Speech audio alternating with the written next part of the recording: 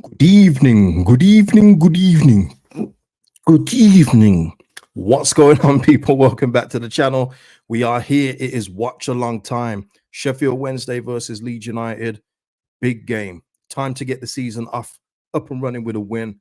Tonight is the night. Listen, before we get into it, hit a like, subscribe to the channel, drop your comments below. Look, for the people that want a clock, and I'll go through it nearer to the time when I get the thing on the screen. I still haven't mastered how to get the clock on the screen. There is a way of doing it within a browser, but it looks ridiculous. So you're just going to have to wait on that, okay? But this is for people that are watching it live.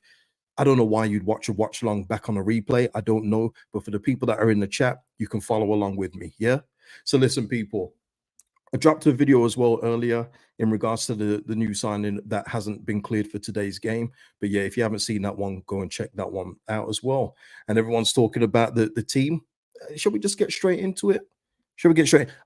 Because I've actually got a little piece via The Athletic about Red Bull's involvement or well, it's not really involvement, but just what they're doing alongside the 49ers in terms of not interfering, but just giving advice. So this would be probably a perfect time to put it in. I'm going to also mention it in the match reaction too, as well as something else that cropped up with our number 9, who's not there today. Lewis saying here, starting lineup against your wishes again.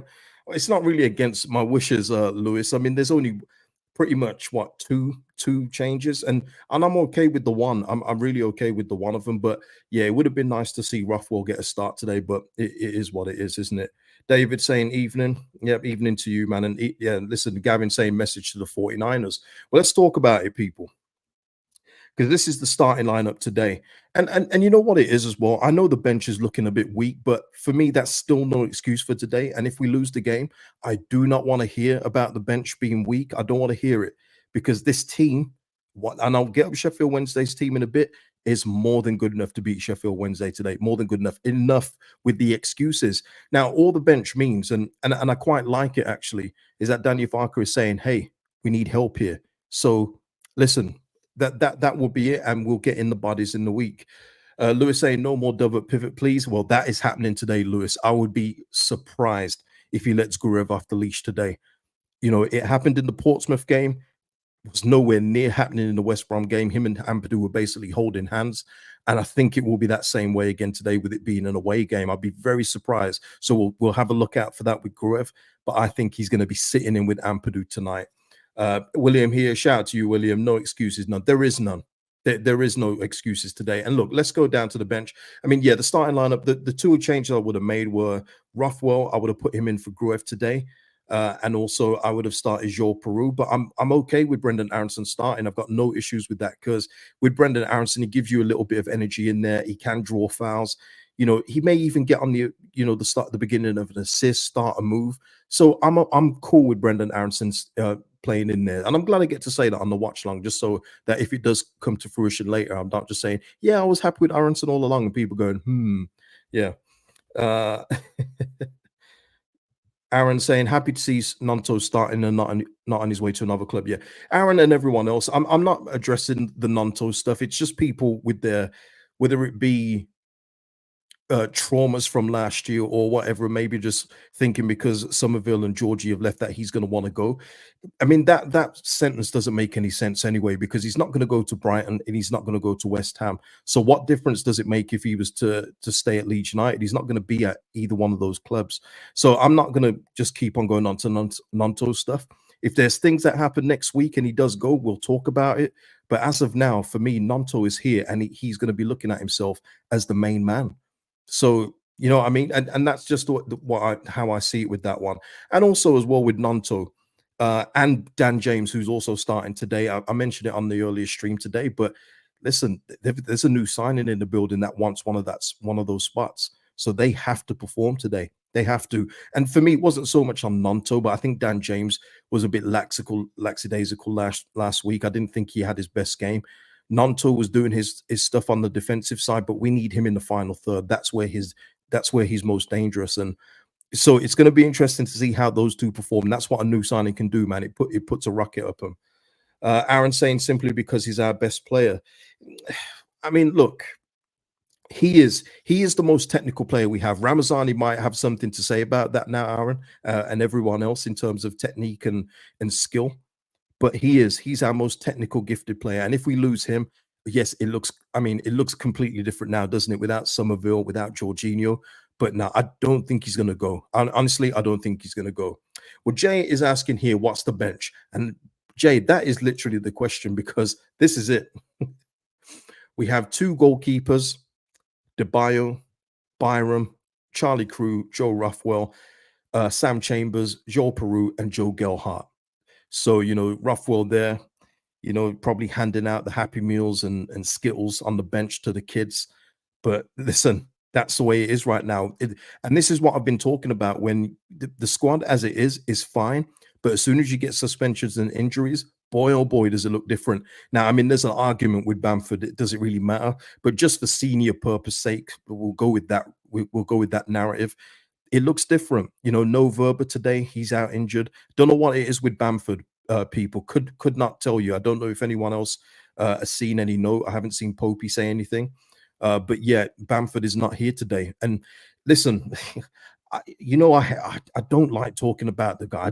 I just don't like talking about it. Even if he misses the usual 2 yards out chances that he might get once in a while, whether he's not running, looks like he's running in treacle. I don't like talking about him, but he's not available for whatever reason. He's not available now.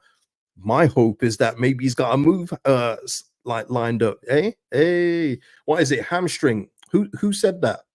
Has anyone got it on on a tweet or something so I can put it up for the people? Let me see. Oh yeah. Okay, right. Thank you guys. Thank you. And Graham Smith has clarified that. So there you go, people.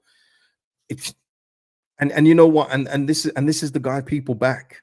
And that's why I got nothing to say to him, and that's why they're not welcome on this channel. That's why anybody who backs this man is not, for me, it's not someone I want to speak to. And listen, everyone has their own things that they can debate and discuss. I have no interest in talking to a Patrick Bamford fan who thinks he's the bee's knees and is the number 9 of this football club. I just don't. And this is just another one, isn't it? Look, hamstring issue out tonight, and you're saying possibly missing Hull City. He's not playing against Hull City. We've seen with this guy, if he's out injured, he's out injured. Yeah, he's one of these that I'm going to be injured, and you know what? I'm going to miss a lot of games. Speaking of him, because I'm going to bring this up on here and the match reaction, because this, I mean, guys, it's almost becoming like a parody of himself. Really, it is. And I don't know how people don't get it's weird. Here it is. Leeds United Patrick Bamford has spoken about trying to put off Pompey's Callum Lang about taking the penalty. This is what Bamford said, I've missed a few at this end, And Lang replies to him, yeah, but I'm not you, am I? Callum Lang, bantering a man that scored 17 goals in the Premier League behind closed doors. There's an asterisk, always got to be there. But the way that Bamford thinks he's going to put off somebody is saying, I'm crap, and I'm going to let you know I'm crap. I've missed a few at this end, The man, he's taking the mick. But you know what? I'm not putting it on him. I'm putting it on you guys. I'm putting it on the fans that keep on allowing him to just take the mick out of this football club year after year. I'm putting it on the management for not at least trying to shift him. But once again, I've always said with Bamford, if he doesn't want to shred his contract or move, that's his prerogative. And I back him on that, because we should never have given him that contract. We should never have given him that contract. But I need to see movement that you've at least tried. Let me see a report saying we tried to offload Bamford, but we couldn't. But look, he's injured now, so he ain't going nowhere. But to say that you are trying to put somebody off, not saying you ain't got the biscuit, man. You ain't got the cojones to do it. Big Ellen Road, you ain't got the stuff what it's made of. You ain't got it. And a few other things you could say that I can't possibly say on YouTube. He's saying, I've missed a few at this end, Hey, listen, you people that back him, I don't know if there's any more short buses that can contain you all, but it's crazy to me. It's crazy. It's on order, that contract. Well, you know what? The thing is, you can say that, but there was a lot of fans happy when he signed that new contract. A lot of you. And that's why I don't let up, because I've been chastised for saying that we should have sold him when he scored 17 league goals.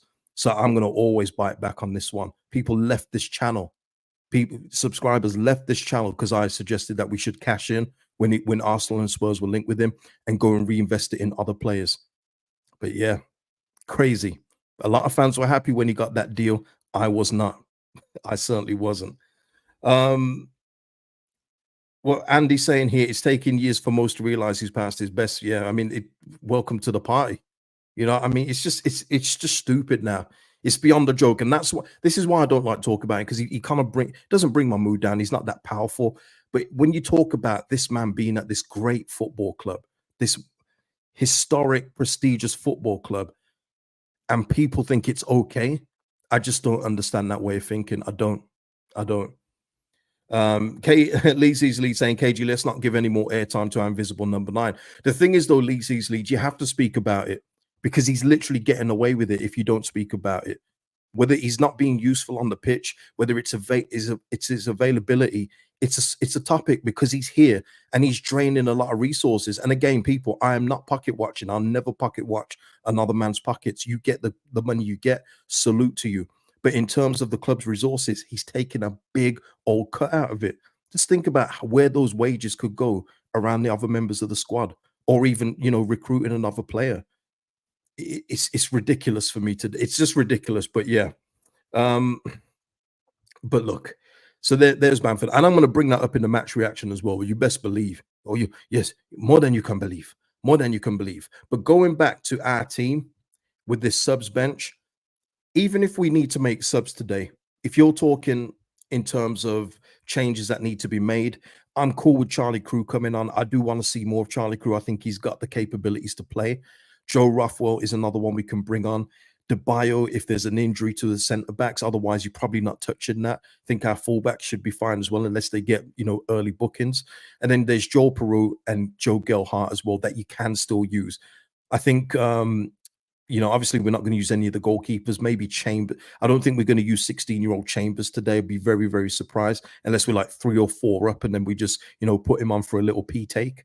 But yeah, there is even though the sub bench is weak, there are still very, very good options that you can bring off if we need to change the game for whatever reason.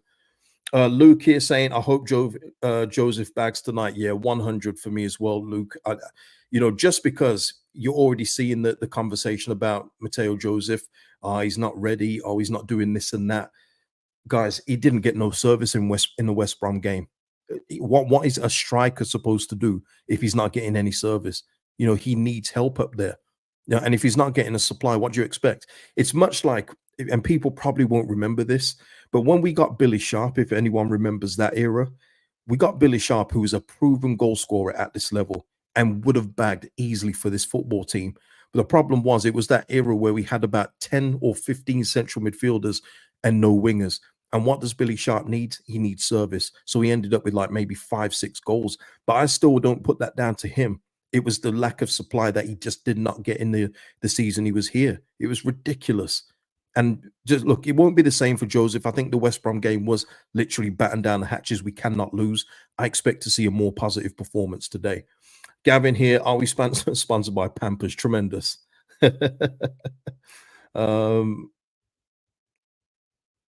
Lewis saying here, Joseph with Cree and Georgie would have killed this league.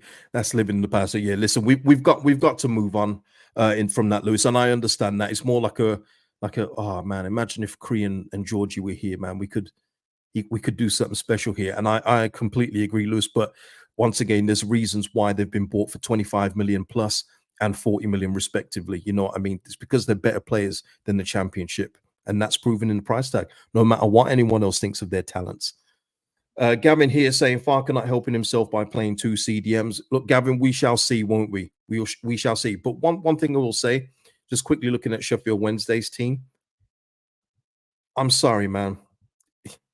We shouldn't be overrunning midfield with their current midfield, captained by Barry Bannon. I mean, look, this is a team that we should be beating. We know it's not played on paper. We know that atmospheres and decisions, this and that, can affect the game. We should be taking the game to Sheffield Wednesday today. If anyone doesn't think that we should, please let me know. you're boring me, man. Listen, I honestly, when it comes to certain people now, I've got such low tolerance for people. I did enjoy the clowns and everything last season, but yeah, I'm not joking about the championship this year. Leave the jokes to me. You know what I mean?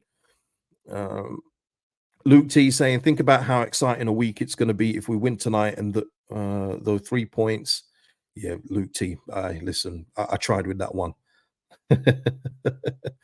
They're already starting to question Andy. They're already starting to question, which is insane. And it's something I knew. I said at the start of the year, I said at the start of the season, look, if Joseph doesn't score in the first 5 games, and I put that scenario out there, don't hound him out to not start any more games. Support him. Keep on supporting him. Let him know he's got his backing. He's somebody that you should be backing. Not like the guy that is missing yet again, who when he misses a chance from underneath the bar, 2 yards out, open goal, will have his song sung straight after. Crazy support that guy gets. Joel Peru, who if he miscontrols something or puts one wide, fans are moaning and groaning, getting on his back. The only one of the three that gets unwavered support at the ground is Patrick Bamford, and it's sickening to me. Absolutely sickening. Luke, I tried, man. Luke, that sentence, man, it messed me up, man. I don't know if you've been drinking or something, but yeah, try again, man. You know what I mean? Shout out to you though, Luke. You know what I mean? Isaac here saying, I'm with you, KG. I'll question the squad's mental state if we lose or drop points today. Yeah, for me, Isaac, the thing is, if people accept a draw today, when do you want wins? That's what I would ask. When do you think that we're going to get our first win? Are we going to wait for the whole game? Meanwhile, Burnley are going to probably slap someone else 4-5. Sheffield United will probably bounce back after drawing their game. When do you want to actually start getting wins if you're not looking at this Sheffield Wednesday team that you can see in front of you and thinking we should get 3 points? And also, as well, talking about benches, look at Sheffield Wednesday's bench. Palmer's still there. Michael Smith. Yeah, listen, our bench may be weak, but our first 11 and subs that we can bring on should do the job. Absolutely should do the job. Now we got just under half an hour till kickoff, but I just want to look. We're talking about recruitment. There's an article on the Athletic with Mario Gomez, who's the technical director of Red Bull, and Mario Gomez, as everyone should know, German legend, absolute legend of the game, striker, one of my favorite ever strikers, man. Just a bagsman, man. Just sniper, boom, tuck shot, bang. It's all good. But he's actually the technical director of Red Bull. And they actually had a little piece on just the Leeds involvement, as it was said that Leeds, now that we're sponsored by Leeds, let me just see if I can get that. Okay, here it is. What does the relationship involve? And Mario Gomez replies, we have an exchange with them about how we became a big multi-club and brought small clubs to a good position at the top of the leagues. We are super excited about having the sponsorship, but they are doing their stuff by themselves, but we are sharing the knowledge. We are not telling them what to do. We are explaining how we grew over the last 10 years. They are interested in how we manage this. It's not a secret. It's not rocket science what we're doing. It's just taking care, being resilient, being brave in our identity and philosophy. There's a discussion we're having with them. I was telling the guys it's super important to have a clear identity. So there you go, people. So that is the length of what Red Bull do. It's nothing to do with transfers. Unfortunately for me, I would love them to get involved. Actually, yeah, you know the song, Lewis. You know the song. I'm going to sing it in a bit. Closer as well, Aaron Lear. Yep, two. Oh, you see that, you guys. You know ball. You know ball. I love that, Aaron Lear. Gomez and Closer. Oh, legends.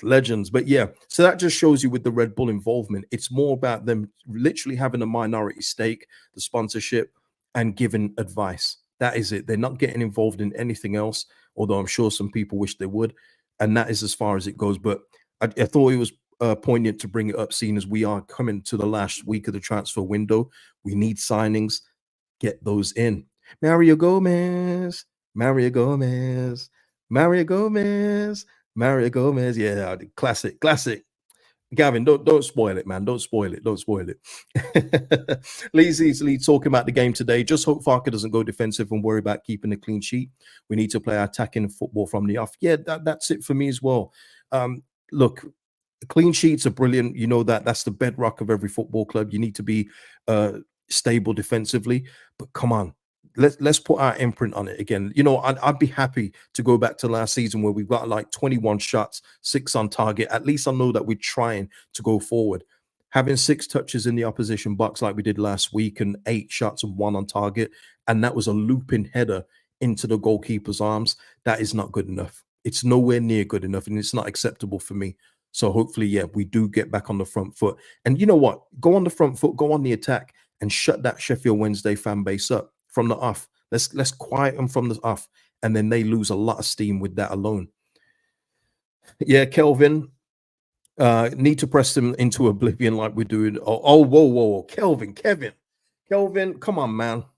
Come on, you got to be better than that, Kelvin. I'm not reading the rest of that. You had me in the first half, though, man. You had me in the first half. Jesus, God, I'm going to screen all these comments I'm going to put up now. You've just made the show slower. You've made the show slower, Kelvin. Thanks to you alone. Eamon here saying, I was also calling to get rid of Bamford in the first year in the Prem because he should have scored at least 30 with all the simple chances he was given. It was so frustrating. Yeah, look, yeah, that year, I don't count it. I've made that very clear. Preseason in Germany. Oh, Kelvin, my bad. I thought you meant something else, man. I thought, you know, like during the war. My bad, Kelvin. That's on me. Yeah, have a cheers with the Red Bull. My bad. I should have known that, Kelvin. You're better than that. But yeah, in terms of Bamford, the warning signs were there in terms of the championship year where you only scored 16 goals. And I think people forget just how dominant we were that year. We were creating chance after chance after chance, and he got 16. Meanwhile, Carlin Grant, who played for, what was it, 15th place, 16th place Huddersfield, got 19. That shows you just how profligate this guy has been. Then there's no fans in the stadium. He's loving that. He can't play with pressure. He crumbles under pressure. That's why I said to everyone when we had the playoff semi-final and final, if you think Bamford's coming back for these games where he's going to be counted on, he's absolutely not coming back. No chance. So he's scared of the fans, and then when he does do something right, I mean, I always remember that one against Millwall. He hadn't scored in about it may have been 6 games, and then we was going to play Eddie Nketiah, but then Nketiah got injured, and then he scores a goal, and instead of being relieved, instead of being like, you know, buzzing in front of the cup of Leeds United, he's cupping his ears or covering his ears. But yeah, this guy he's charmed, man, at this football club. He lives a charmed life, but not from me. I'll always step on his neck. I will always step on his neck. Oh my Lord. But yeah, in terms of that, Eamon, I completely get it. And KG and Liam's just saying hi, KG North. Shout out to you, Liam. So yeah, people, how are we feeling as we get closer to the game? Feeling confident? Feeling confident. I'm still going to go 2-1. I feel like we're going to get it. I think it's going to be Nanto and Joseph today. That would be nice. That'd be nice. Get Nanto on the score sheet yet again. Get Joseph off the mark just for his confidence alone. Yes, we were. Yeah, and you know what? Going to the preseason, like Kelvin alluded to earlier, that it's been non-existent. And we were speaking about this during the preseason. I wasn't covering the preseason games. But, you know, just mentioning just the different formations, the different ways that we were playing, the press was a lot more charged. It was a lot more energetic, wasn't it? And it just seems to have disappeared. It just seems to have disappeared from the games that matter. And once again, no people, that is instruction from the manager. Andy saying draw or we lose. Tremendous.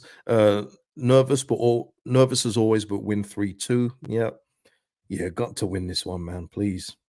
Andy also adding here, how bad will it be if it remains 2 win from 14 matches? We shall see, Andy. We shall see. But I don't know. I think I mean, there's a lot of people that don't believe in Farke, and I've got a few of them on this channel. Chris King being the chief of those, he will never lose that presidential spot. But he does seem to get away with it, and I think it's because he does talk like a fan. In press conferences after games, he actually talks like, sometimes he gives platitudes and reasons like a fan would in a pub, and after they've had about 10 pints or something. You know what I mean? He does say a lot of passion merchant things, and And it kind of rings true to a lot of this fan base, I'm afraid. But there can't be any excuses for not winning this game today. There can't be. There can't be. Listen, he gave the excuse about Georgie's impending, departure to Brighton being a reason why we crumbled against Middlesbrough. Well, we've got a new signing in. So on that basis, surely that means that this new signing will give this whole team a boost and get them the win, if that's the way it works. Yeah, yeah. Farke wouldn't survive playing Football Manager. Yeah, they've been done. Vias here with the super chat. Thank you so much, Vias, for the support, man. Thank you for that. Laurent here is saying, expecting a win, KG, with a header from either Ethan or Pascal. I'd take that, Laurent. I'd take that. 100, I would take that. And listen, you never know from a Gruev corner, because Ruffwell's not starting. Maybe he puts one on their head. Look, Pascal, for me, he's good for at least, and I'm being generous here, but he's good for at least 5 goals this season. And he's already got one, via a penalty. That's not even including the ones he's going to get from set pieces, from whether it be corners, indirect free kicks. Pascal has got the capabilities of scoring goals in this division, so I do expect him to get his goals up too. Kelvin just saying about the record, Jesse Marsh got sacked for that same record. Yeah. Yeah, look, I mean, obviously it's different scenarios. You're talking about the Premier League there, and just how much is on the line in surviving with the Premier League, but it was handled poorly, wasn't it? We didn't have a ready made replacement. First of all, it was who is it? I think Arnie Slot was one of them, wasn't it? And then the other one was obviously Iraola, who wasn't going to move from where we were in the season. They just weren't going to come at that time. And then we're just scrambling around and we get that slough heavy grass Syrian, and it just all goes down from there. I mean, it was a disaster. But look, yeah, the 49ers should have, look at that and think, okay, we can't let this go on too much longer, but we're going to keep on supporting them as much as we can. And look, the team is here, people, to win this game. Are we really trying to say that this team can't beat Sheffield Wednesday? Seriously? Vias here with a comment from the super chat. Thank you, Vias. Prediction for the game. I'm going 2-1. 2-1. I think they may score today, but we have to get 3 points. I don't know if I'm expecting it or hoping. I don't know which one it is, but yes, 2-1 win for Leeds. Yeah, Kelvin. Yeah, we had championship management and championship players here. Oh man. It's Martin here saying, let's go, buddy. Good to see you on the live watch along, buddy. Happy birthday to me, 51. Shout out to you, Martin, and happy birthday to you. Hopefully, Leeds United can deliver 3 points today. But shout out to you. Hope you've enjoyed your birthday. Yeah, Lewis, man. Yeah. Oh, what could have been, eh? What could have been? Unai Emery was literally there. He was there. The problem was with the old regime, whenever we got a positive result, it meant they put stuff off. They put stuff off, whether it would be signing players, like when we beat West Ham that January. Oh no, we don't need any more players, when we did. And then, Jesse Marsh getting those wins before the World Cup. Just put it off when, serious clubs would say, you know what? In the long term, we can see this is going to work. Unai Emery's there. Let's go and get him. What could have been, man? What could have been? Stephen here saying we should play 3-4-3. Yeah, he's not going to deviate from the 4-2-3-1. And this is another thing, isn't it? Everyone, Stephen and everyone else. We saw it in preseason where he was adopting different formations. He was even talking about that in preseason. Yeah, we want to try a few things. And we've literally stuck to the same one that we had all last season.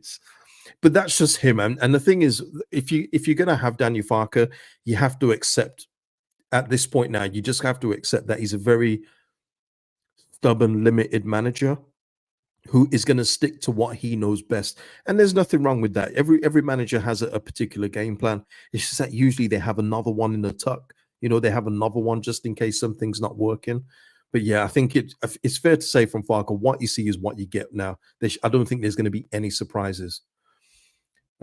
Yeah, Kelvin saying couldn't afford him. They said that's what cost them since. Yeah, that's the thing though, Kelvin. They said that, but then we literally spend 35 million on Jorginho Rutter a few months later.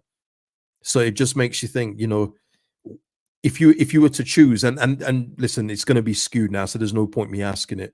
But I'm saying this without hindsight. If you're offering me a new player or a coach like Unai Emery, I'm taking Emery all day long. all day long. It's not even close.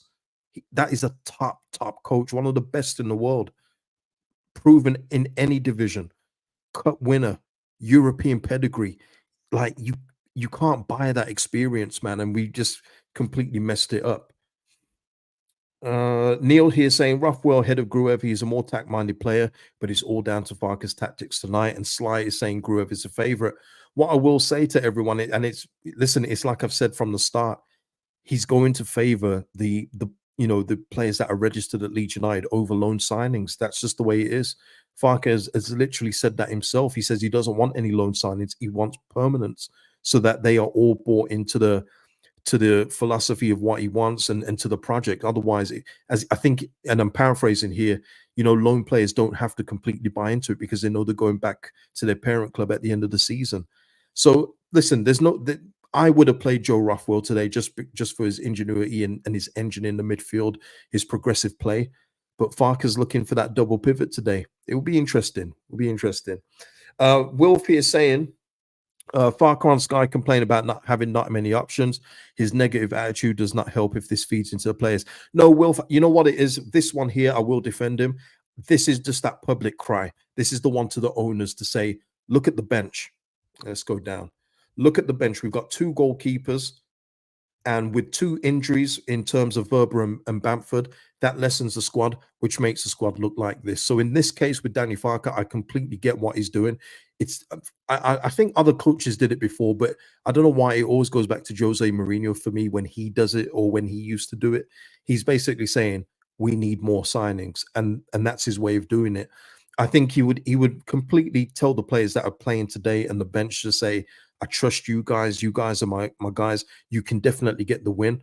But, he's in public, he's saying to the 49ers, this is what the bench looks like. Get me some help. Otherwise, it's going to be sticky. Kelvin saying he wants an 8 in for a reason. Yeah. And look, I mentioned earlier about Lubicic. That deal looks to be dead. It will be interesting to see if that is actually dead or whether Leeds are bluffing with that one, but I think it will be dead. I'm very interested to see who else we're looking at because it literally just felt, I don't know how it feels like to everyone else, but it's felt like it's been Lubicic or bust. Like that's it. That's the only central midfielder that's available. Someone in the chat earlier mentioned Jakob Moder, who I've mentioned before. If you can tie up a deal for Jakob Moder, you're taking that. And Brighton are loaded right now.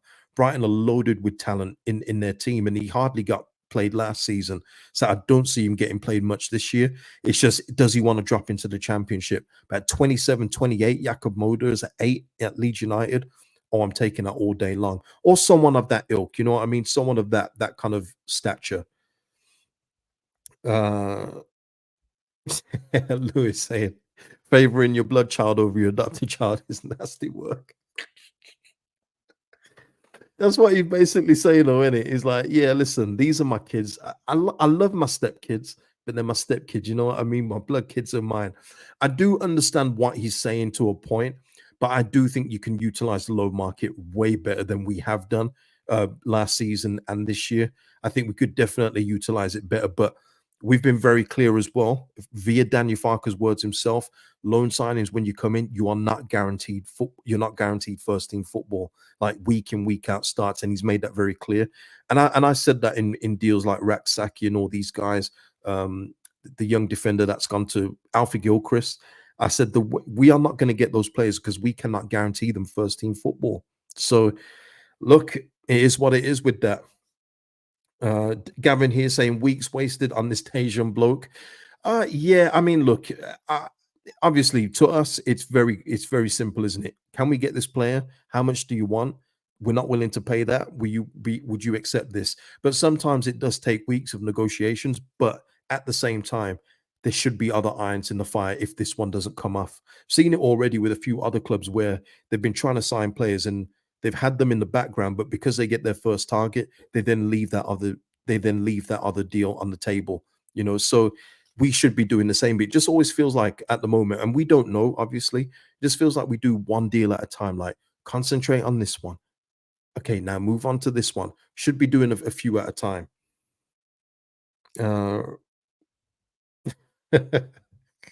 If we got Musiala on loan, would Farke start him? Yeah, Crazy. Yeah, Gavin, I didn't I know a few people have mentioned this in terms of Chris Wilder. What I don't know what he said though. I didn't look it up either. I know the thing is both him and Daniel Farke. I know I've heard him say this week that Sheffield United are not Leeds, Burnley, or Luton. He even threw Luton in there. And have you seen what Luton have been doing? You know what I mean? Exactly how I thought Luton would be, and that's just another championship club. But I know he said that, but Sheffield United have literally done some good business for that football club this summer. Very good business. They've got rid of a lot of the old guard that were just stinking up the joint. You know, big reason why they conceded over 100 goals. Um, but they've done some real good recruitment this summer so far, and they've still got Gus Harmer. And I need to see Gus Harmer go somewhere, man. And I'm not seeing anything, not seeing any link or nothing. Crazy. See, we can't get away with it. Jorginho, Somerville, all these guys, they get picked off. Meanwhile, Sheffield United can keep Gus Harmer, who is definitely a Premier League player. Uh, let's see. Let's see. JTEX here saying, I think he will be last summer's Kamara if they don't get the first target. Who JTEX? I may have missed that one. Who's that? Eamon here with a little conspiracy. Is it me or has Bamford been injured just before every transfer deadline in the last 2 or 3 years? I don't know, Eamon. He always just seems injured to me, so I couldn't answer that. Maybe a Bamford fan could answer that one. Oh, Dejan. Okay, Dejan Lubicic. Okay, maybe, yeah. Oh, okay, yeah. So you're saying that if it gets, nearer to next week's deadline, that they didn't go back to Cologne and say, guys, you know what, man, we'll just pay it, man. We'll just pay it. But look, I completely get it though, because if Cologne are asking for a silly price for Lubicic, then absolutely not. Absolutely not. Much prefer to go for Salai, who can play the wing, can play the 10. I would much prefer to do that, people. Personally, myself, he is a game winner at championship level. Yeah, and it shouldn't even be a conversation. People are talking about his goal totals and everything else like that. Guys, if he comes to the championship, he's a cut above. He's just a better player. So I would absolutely say if his team Freiburg want 7-8 million for a guy with 1 year left on his deal, and Leeds are willing to pay it, I'm all in on that. 6.8 for Lubicic, though. Yeah, I think you can get better. I think you can get better. Gavin here saying you'd expect the likes of Leicester to go for Harmer. Well, they've just signed Jordan Ayew. I don't know why. I don't know how Jordan Ayew is still a Premier League player, man. He's just, I mean, Meady's being polite, but yeah, I don't know if Leicester will go for him. We've just seen Ipswich, they're going to sign Jack Clark for 20 million plus add-ons. As I've said before with Ipswich, if they come down with that team and get to keep hold of a few of those players, they're going to easily be the championship favorites. So, let's get out of this league this year, because if we stay in this league, we ain't competing with Ipswich next season, not with what they will have in comparison to what we will have left over. Absolutely not. But yeah, listen, someone's got to go in for Harmer, even if it's like Wolves. But apparently Wolves have only got like 20 million left or something at the kitty. I don't know how true that is, but I know they want to buy a centre back with that money. So yeah, someone's got to go for Harmer, man. Him and Bember and Diaz were brilliant for Sheffield United last season. And look what happened with that team. Terrible team, but they stood out, and Harmer's got the quality. We saw that just last week as well. Kelvin saying Harmer, a Dewsbury Hall replacement is a no-brainer. Yeah, but the thing is, Kelvin, as well, we don't know how much Leicester have got to spend, and they've also got, I think, 2 point deductions coming this season, much like Forest last year. So who knows how much they can actually play with. I mean, Lewis, you're being generous, man. About 8 FIFAs ago, yeah, you're being generous. Jack saying here, we can't be in this league next year. It will be over for us. I absolutely agree. And you know me, I'm still sticking with it. I still think that we should get promoted, even with this team as it looks now. We need help. But if we can get this team rolling out most weeks, we should win games, enough games to be in that top 6 conversation. But boy, if we are in this league next year, we won't have half of these players. They will have to be sold. The parachute payments come down yet again. It's our last year of the parachute payments if we are to stay in this division, and we will lose the better players here. And then we will look like West Brom and have to get excited about signing a player like Devante Cole. And I do not want to see those days, people. So please get the job done. Please just do it. Pepe here saying our bench looks so miserable, KJ. It does, Pepe. It does. But as I mentioned earlier, you may have come in late. Even if we need to make changes, there are still changes that we can make that are good options, whether it be Roughwell, whether it be Crew or Peru. We know that Gelhardt probably won't get a sniff. We've still got some options to use there, but yeah, you're talking about 2 goalkeepers, a bunch of kids. We need to strengthen this team, and that's been obvious. Lazy Seats here saying, can't we put money down on Harmer? Nah, I don't think so. And plus as well, once again, just explain again, he does have a relegation release clause. I'm not sure if it's expired, but it would only be valid for teams in the above league. It doesn't count for teams in the same division. So whatever his relegation release clause is, we can't activate it from the championship level. But he should be gone. Absolutely should be gone. You know what? Maybe even Celtic, they might lose Matt O'Reilly. Imagine Gus Harmer in the Scottish Premier League. Oh boy, he'd be in double figures for everything, assists, goals. He'd be nuts up there. Absolutely nuts. Yeah, Neo, exactly. Yeah. Bench is poor, but our starting 11 is good enough tonight. Absolutely. Okay, people, we are 4 minutes away. I'm gonna load up my my Now TV app. And listen, I haven't changed broadband just yet. I'm surprised we've still got it, but the changeover hasn't happened just yet. That will be in about 4 days. So this is like bonus broadband for me. I was not expecting it. I was expecting to do these from a phone. I wouldn't have done a watch long on my phone, obviously, but I was expecting to be working from my phone in this like 10-day period. But thankfully, that whatever transfers handed over from company to company has kept the broadband on a bit longer. So that's cool. But still, I'll probably be about 30 seconds behind. All right. All right. Lewis saying broadband takeover. Don't go to bed just yet. Man said AOL still on, Hey, listen, you know what, man? Those were simpler days, Gavin. Simpler days. You know what? You know what? It's so funny. I keep forgetting. Every time I speak to somebody from Man United, I always forget as well, and I shouldn't forget. But I am sure when I was back on the AOL chat rooms, I just don't see why anyone would have impersonated a 15-year-old Darren Fletcher. But I'm sure I used to talk to Darren Fletcher on AOL chat rooms. Because why would anyone impersonate a 15-year-old Darren Fletcher? That makes no sense. I was in high school too as well, by the way. No Diddy stuff, you know what I'm saying? But yeah, I'm sure I talked to Darren Fletcher. And next time I speak to someone from Man United, I'm going to say, yo, can you just quickly message Darren Fletcher something and ask him if he was on AOL chat rooms back in the day? I'm sure it was him. Why would anyone impersonate him? I don't get it. Like, it don't make no sense. Who's going to know? And you're talking about, what, 2000? Maybe 99, 2000, 2001. Who's going to know Darren Fletcher from the Manchester United youth team? You know what I mean? But yeah, listen, years have ticked by, and I just keep forgetting every time, man. I would love to know. I'd love to know. Kelvin saying, why would anyone talk to Darren Fletcher? he was a cool kid, man. And it was nothing deep. You know what I mean? It would be like we come back from school and just say, how's your day? Yeah, cool. I went training today with Man United. Oh, yeah. Yeah, that was it. The innocence, the innocence. Right, so let me get my Now TV out. We are literally, 2 minutes away from kickoff?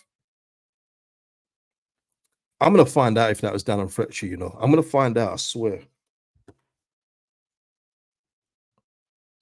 Wednesday playing 5 at the back. Melier, yeah. Yeah, of course, man. You're only as young as you feel. You know what I'm saying? I'm still in good shape and everything, so I feel great. You know what I'm saying?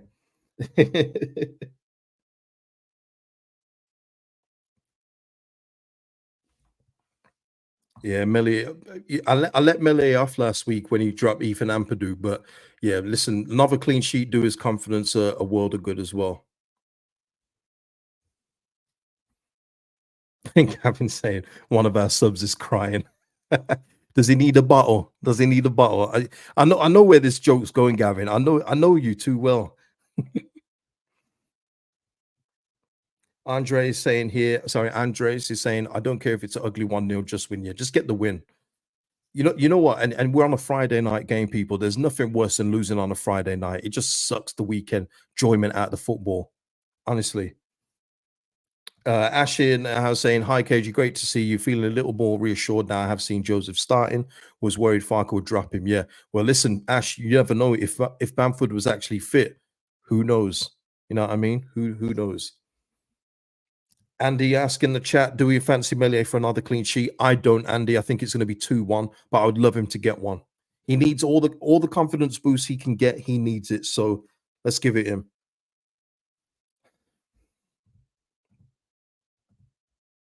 And as I said to people at the start of the stream, I haven't quite managed the whole clock thing yet, but I'm speaking to people that are live with me now. I'm not bothered about people that tune in after. I don't know why you'd watch a watch long after it's done. Makes zero sense to me. So the people in the chat now, I will just keep on updating you where I am in terms of kickoff time I'm watching on, and we go from there. All right, that's just how it's got to be. I will work out this clock thing one day, man, but it's been spinning my head. Absolutely spins my head.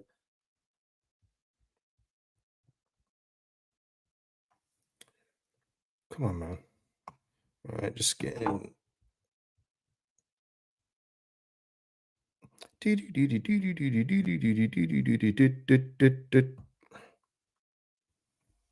Ryan in the house saying, can't stay, but big up KG, like the video, people. Yeah, if you haven't already, hit a like on the video. And yeah, we've kicked off people. I'm on 15 seconds. Lewis saying, rewatching a watch long is just a 90-minute podcast. I don't understand it, honestly. I don't get it. I understand match reactions and previews and everything else like that, more so match reactions, but the game's already happened. I don't know why people would tune into a watch long after it's done, unless there's like highlights in it in terms of goal reactions and everything else like that. Get that part, but to watch the whole thing again, yeah. Let's go then. Let's go. We are 45 seconds in, people. So let's see how we approach this game.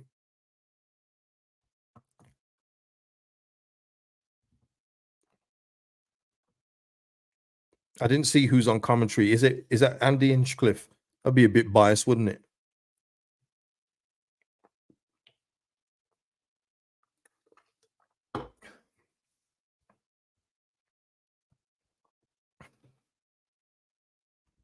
Keith saying here, I prefer this lineup minus Groove, lack of high quality press and capitalize on mistakes. Yeah. Yeah, Jack. Hold on. Wednesday are on the attack here down the left. Jaden Bogle gets in the tackle. Hey, Jaden Bogle as well in this game, people. Ex-Blade, current Leeds United. He should be fired up for this one, man. He should be fired up. And the Hillsborough crowd should be booing him. Boost him up. But yeah, Melier winning that PFA goalkeeper of the season was like Carey at the prom. They just counted the clean sheets, didn't they? It's as simple as that, isn't it? They just counted the clean sheets and said he must have been the best goalkeeper. Insane award. There was literally about, statistically and eye test wise, there was about 14 better goalkeepers than Melier. But is what it is. Hopefully it boosts his transfer value. How about that?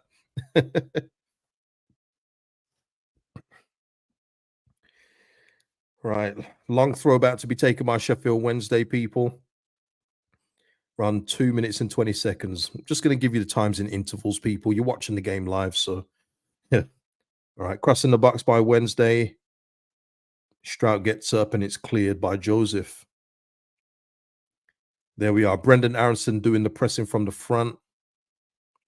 And Dan James too. So yeah, we need that. We need that. Oh, bouncing ball. Strout just deals with it. Nice. Oh, Furpo. Careful with that, Furpo. I thought you gave away a stupid free kick there, but referee didn't give it. Come on, man. Win this game. Come on.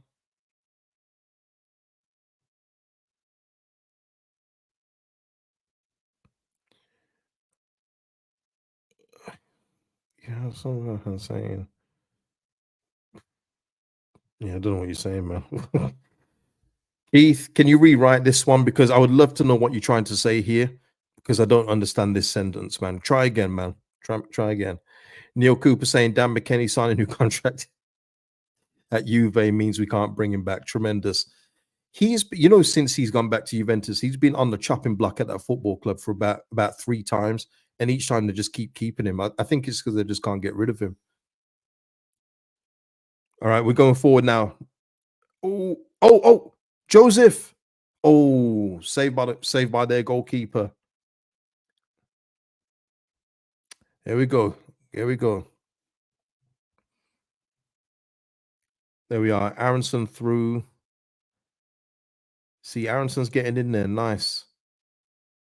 And it broke to Joseph and just put Sutton on it, but the keeper dealt with it. Yeah. Yeah, I think so as well, J-Tex. Looking well dangerous. Well, more dangerous. It's not hard. The bar's low from that West Brom game, isn't it? But yeah, we're looking good so far. Yeah, good passing by Aronson. Yeah. And that's what I'm saying, Ash and everyone else. That's what he will give us at this level. And he was fine during his first few months of the Prem, but he just got in that mode of trying to win free kicks and looking stupid. But I think he'll be fine at this level. I do. See how he gets on for the remainder of the game.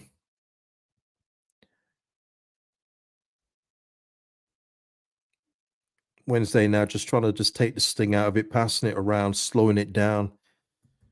Don't let them control the narrative though, man. Just, get the ball back and press these guys because they're not. There's a few of their players that may be quick, but this is not a very quick team.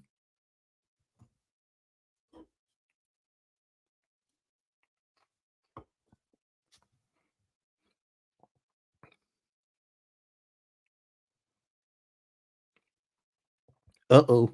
Wednesday have just put one down the left and oh no, Bogle's been sent to the shot 2 times. Oh my days, it's gone out for a corner. Oh Lord. Bogle got it. Oh no, Bogle's not beating the allegations, man, of the defensive lapses. Oh man, yeah. Ball watching, lost his man, then got sent for a hot dog once. Oh, that's terrible. You can't do that. And then sent to the shop a second time. Oh, Bogle, you got to redeem yourself, brother. That was not a good look. Come on, Jaden. Ankle breakers. Ankle breakers. Oh.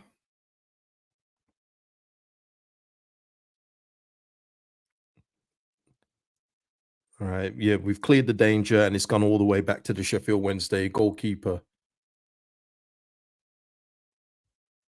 All right. Yeah, got you now, Keith. Got you. Yeah. Ash is asking the chat, man. The game keeps freezing. Is that his Wi-Fi or the game? I haven't had anything free so far, Ash. I'm at 6 minutes and 25 seconds. And this is via my own 5G. So yeah.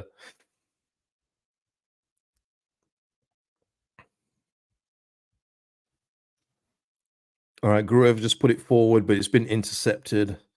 Sheffield Wednesday just keep getting the ball back at the moment, people.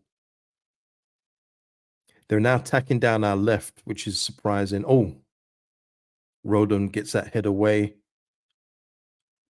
Oh, no, Furpo with a loose pass, man. Got to take care of the ball better. That's for sure.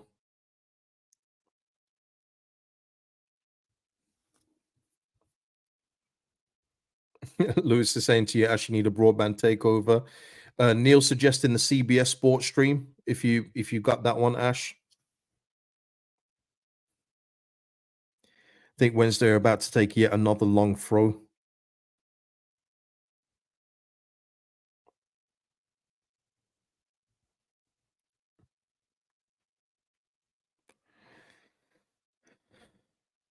Right, long throw about to be taken, launched into the box. I also got it, but it's gone for a goal kick. Oh, Ash is saying he uses now. Yeah, I'm using Now TV, Ash. I've had no problems on my end though.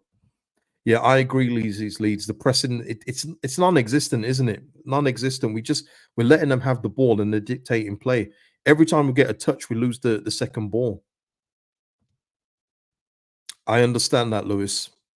I understand that. Right, we've got the ball back, people. Let's see what we do with it now. Gruev is gone back. Furpo. I think we're going to now try and pass it around the back for a little bit. Roden to Amps. Roden back to Strauch. Ampadu. There we are. Ampadu's now spread a diag. Let's see how that goes. It's gone to Dan James. Through to Bogle.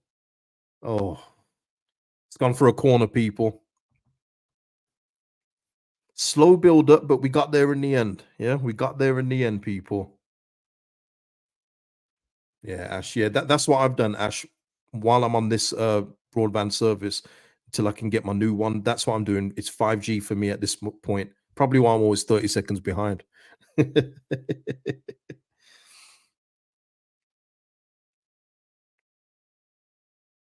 And look at that. Since scoring from a corner, corners taken 112, no goals. Right. Dan James across. Oh, oh, that's a good chance for Pascal, man. Let's have a look at this one. Dan James, nice drill ball across. Oh, Pascal. Let's have a look. Oh, it took a deflection. It was difficult, but that's what people saying. Pascal. Oh, Pascal, get it on target. Yeah, dang. Yeah. I think the deflection took it behind him. I think that's why he had to readjust. But yeah, good opportunity though. Good opportunity. Oh no, we've got two players getting in the way. Ah, Sheffield Wednesday get the ball back. They're going to attack down our right again, aren't they? Okay, they put a ball over the top. Melier's come to collect it. Nice.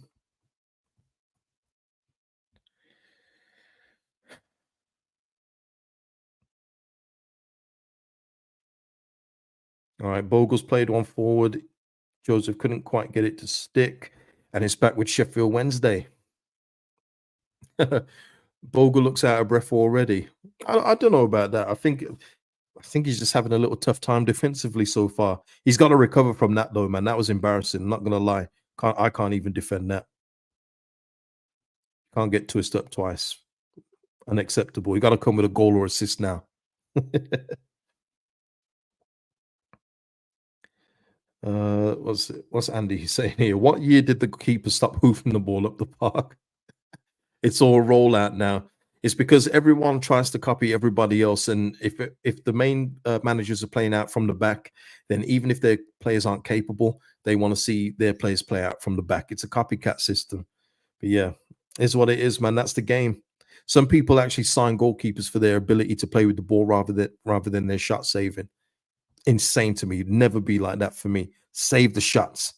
That's paramount for me. But yeah, it is what it is. All right, we're slowly moving this ball around. Wednesday are in good shape though, gotta say. Two solid banks.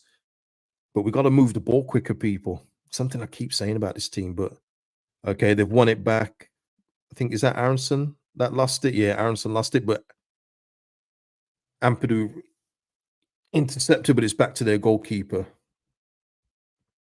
Tad here saying, "Damn this Farke ball." Yeah, you just got to move it quicker. When the way that we move the ball, we allow the other teams to get back into their defensive shapes every single time. Like they get back into a nice, solid two banks, and they're passing the ball around the defense midfield instead of trying to penetrate it. Well, look, Bogle's going forward now, people. Dan James with the cross across. Oh, it's gone behind everyone. And Wednesday retrieved the ball. Yeah, had to be better. I think he just put one across JTEX. But again, that's what you get with Dan James. Unfortunately, you're not looking for in-game intelligence. It's pace and power.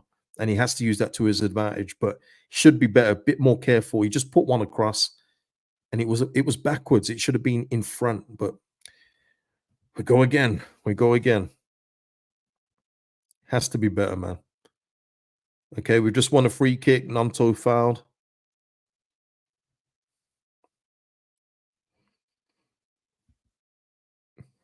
Oh, God. We just had like an attacking free kick and we just passed it back. We could have sent the troops up for an indirect free kick there, put it in the box, but we've gone backwards. And now we're back to Sheffield Wednesday back in their shape again.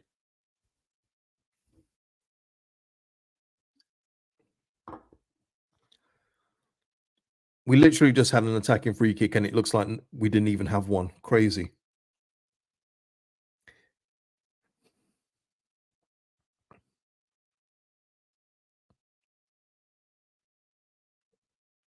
Oh, I thought that was our throw. It's actually Sheffield Wednesday throw, people. Oh, Daniel Farke losing his. Is that no? That was our throwing. That was our throw. That should have been us. Well, Farke's losing it a little, man. I don't think I've ever seen Farke lose it like this. Look at him. His face like, come on, that was our throw. No way. Looks like it, man. It looked like he was about to get froggy. Parker's job's on the line. That's it. Honestly, the way he keeps looking on that touchline, it looks like it, doesn't it? The pressure is big for this man. He knows it. But I understand what he's saying. I thought that was our throw too, but fancy that from Farke. Right, we've got a throw in now. Jaden Bogle back to take a throw. I'm on just for time reference, people. 14 minutes and 35 seconds. Hey, man. A back pass hates to see us coming, doesn't it, man? We love passing that ball backwards, boy. Jeez.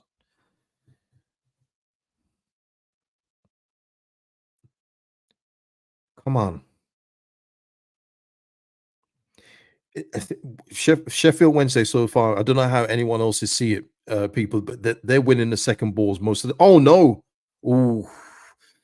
All right, the move's not dead for Sheffield Wednesday yet. Their 45 is against Bogle, and Bogle has got back and conceded a corner. But Sheffield Wednesday so far are just more alert to the second ball. I don't know how anyone else is seeing that.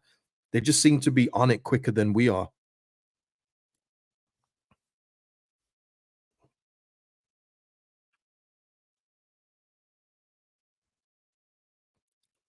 I tell you though, Bogle at the minute, man, it's been a sticky one. It's been a sticky one. Come on, Jaden. I believe in you, buddy. I believe in you. All right, Sheffield Wednesday about to take this corner. Let's see what happens. Oh, they've taken it short.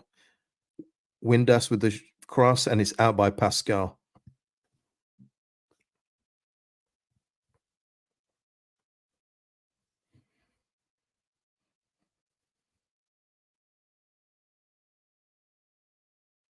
Pascal back there organizing the defense. Good to see. Good to see.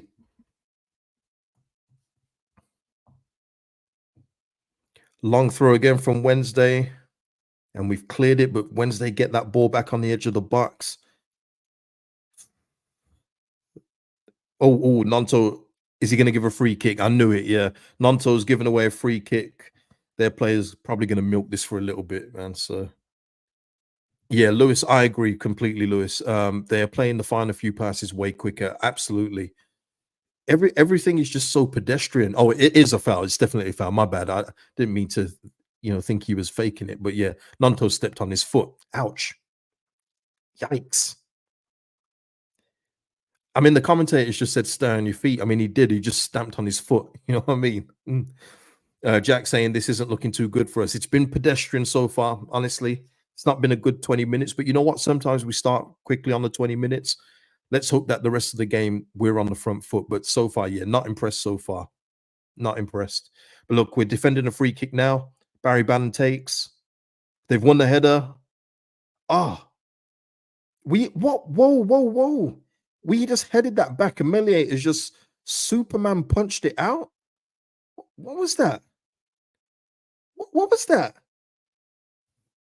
Can we get a replay of that? That was ridiculous.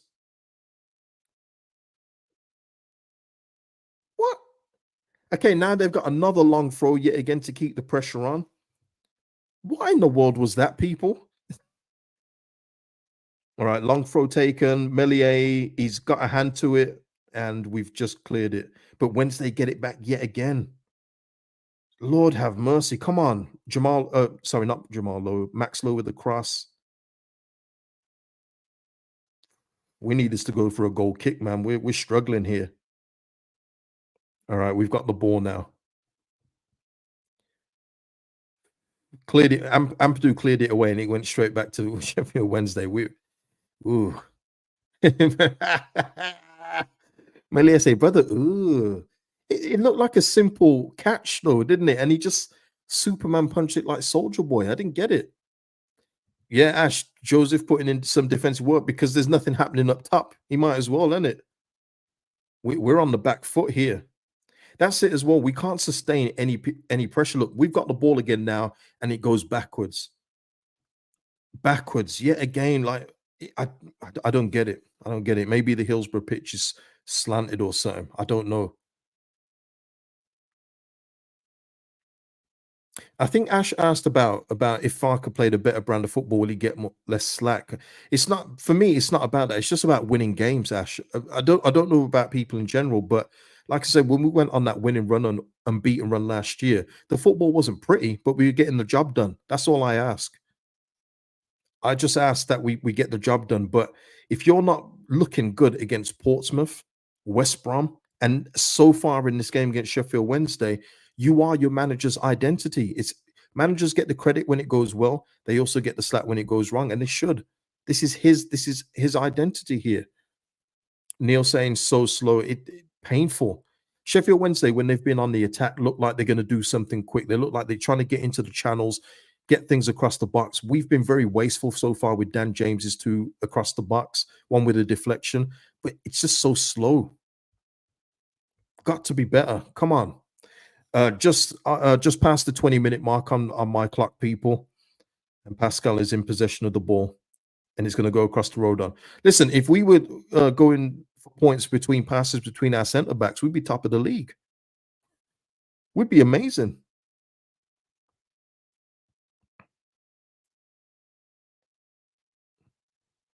Yeah. Yeah, Wednesday have got more passes into the final third as they're showing on Sky Football now.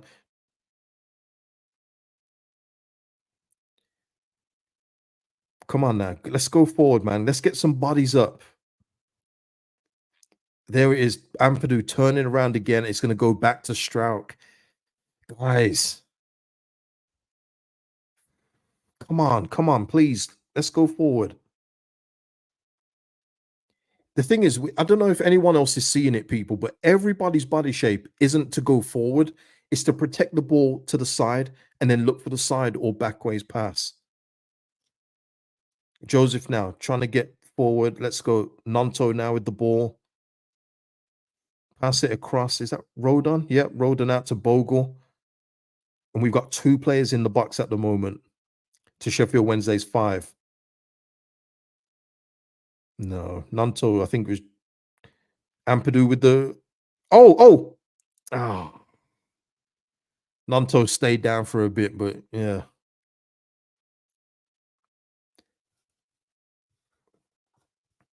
Ampadu's down as well. I think we're just staying down just to take the sting out the game, honestly. But when Bogle had the ball on the right, people, we had 2 people in the box. Sheffield Wednesday had 5, and they're big bodies as well. Got to be more positive than this. Have to be. Yeah, Max Lowe, that's a good tackle on Nanto. No issue with that. Lewis, for the people that drink, enjoy your drinks tonight if you're going to do what Lewis has suggested there. Okay. Yeah, it's hard. It's hard to watch. It is tough. Ash saying, yeah, don't know what happened to Ampadu and Road on this season. Yeah. Yeah, look, it's early. It's early doors. But if we're talking compared to last year, the performance levels are nowhere near. Absolutely nowhere near. There's Laji Ramazani probably watching and saying, one of these shirts is definitely mine in the next game. No worries.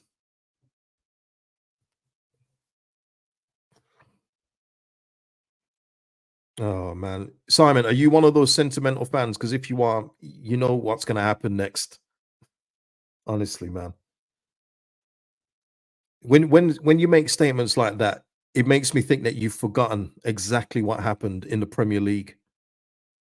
It makes me even last year in the Championship with Luke Ayling when Joe Roden had to cover him multiple times to be saying something like that.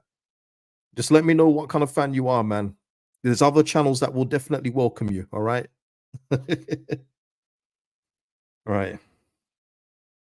There we go. There we go. Down the right, man. We're cooking. This is it. One touch. Nanto now through the middle. Joseph. Oh, Aaron, yes. The American Messi. Yeah. All right, Simon. Yeah. 1-0, people. Let's go.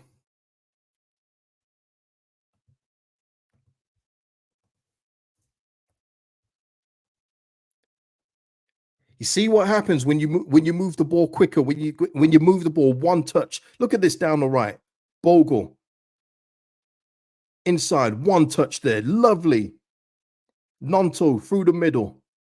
Open up the space. Joseph there. What happened there? Hey, I think that would have been a penalty, mind you. But yeah, that should have been a penalty. But yeah, Aronson there. Lovely. Let's go.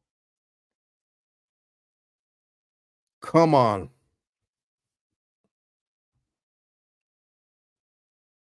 That should have been a penalty if Aronson didn't score, by the way. That's crazy. Good composure, good touch by Aronson. There we go. What I've been talking about with Brendan, what he's capable of at this level. Yeah, Ash, yeah. Best thing about the goal was Aronson's composure. Yeah, yeah, absolutely. Yeah, exactly, Neil. First time we moved the ball quicker. Exactly. And this was what we was doing against Portsmouth. When we moved the ball quicker, they couldn't handle us, but we didn't do it enough. Keep doing this, and teams in this division cannot cope with the quality of player we have. They just can't. You don't know where I'm from, dog. Yeah, that's a classic Clint Dempsey, Michael Richards stuff. Great, classic. You don't know where I'm from, dog. Come on, man. 1-0 up. Let's go.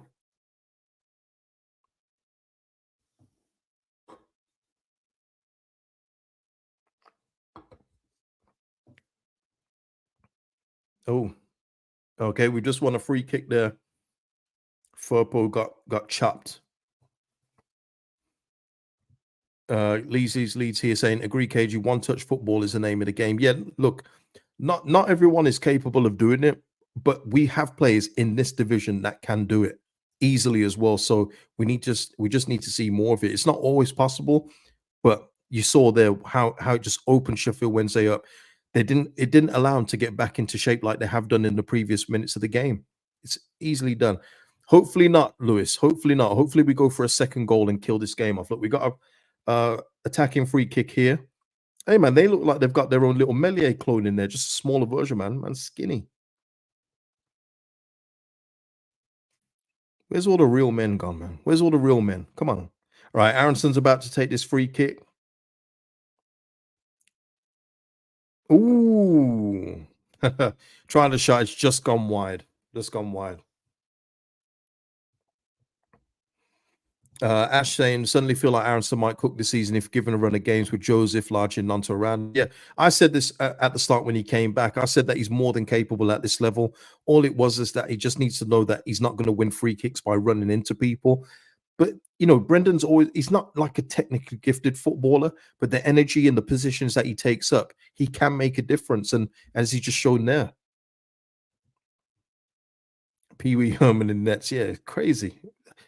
Where's all the real, you know, like a Martinez in goal. Okay, Nanto there. I think he just chopped somebody. Was that Max Lowe? I think Nanto's getting a yellow card. All right. Yeah, Nanto with a yellow card. Let's have a look. Yeah, he wiped him out, to be fair. Unnecessary yellow card. Didn't need to do that. As they like to say, it's an attacker's tackle. You know what I mean? But now Sheffield Wednesday have an attacking free kick coming up, people.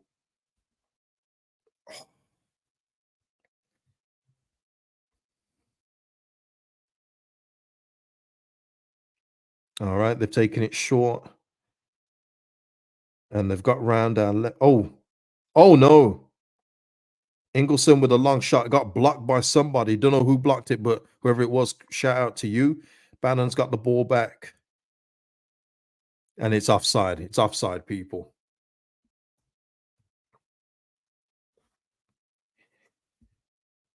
Who blocked that ball, man? Because that's a good old block. Whoever just did that, man.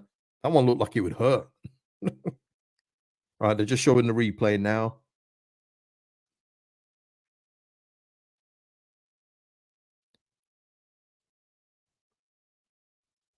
Oh no, it was Strauch who blocked it.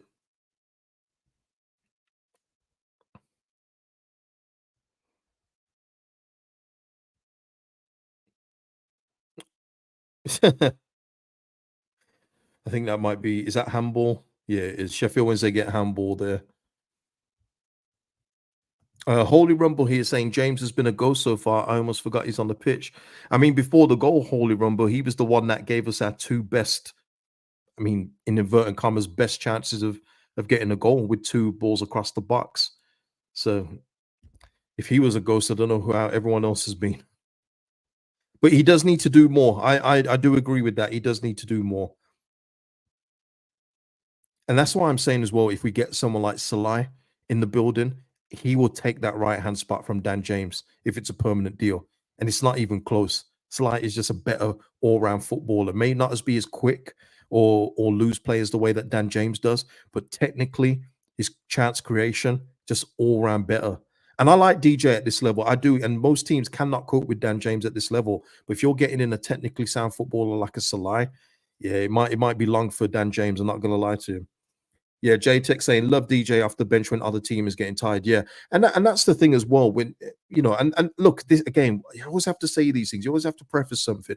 I like Dan James at championship level, but it was like in the Norwich semi-final, Nanto had a brilliant game, and because the final didn't pan out the way it was, and Dan James comes off and after 75 minutes gets our first shot on while it hits the bar. People said that he should have started. No, he shouldn't have. Nanto was absolutely brilliant against Norwich. You know what I mean? But yeah, I know what you meant, JTEX in tired. I got you, buddy. I got you. I got you. Right. We're on 30 minutes and 31 seconds just for me, people, just letting you guys know.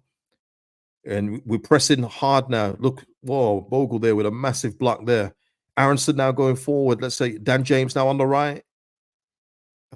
It's been cut out, though. Been cut out, and Sheffield Wednesday emerged with the ball. Okay, Dan James has got the ball back. We've won it. What's Dan James doing there? What's he doing? Don't try that again, DJ. Don't try that again. Jack saying here, Dan James has no tech at all. No, he doesn't, Jack. He's not that kind of player. I've made that clear. He's pace and power, which in the championship goes a hell of a long way because a lot of defenders can't keep up with him. But it's just that last final third action. Look, he improved it last season. We saw that. We need to see that again this year. We do because he's capable of it at this level.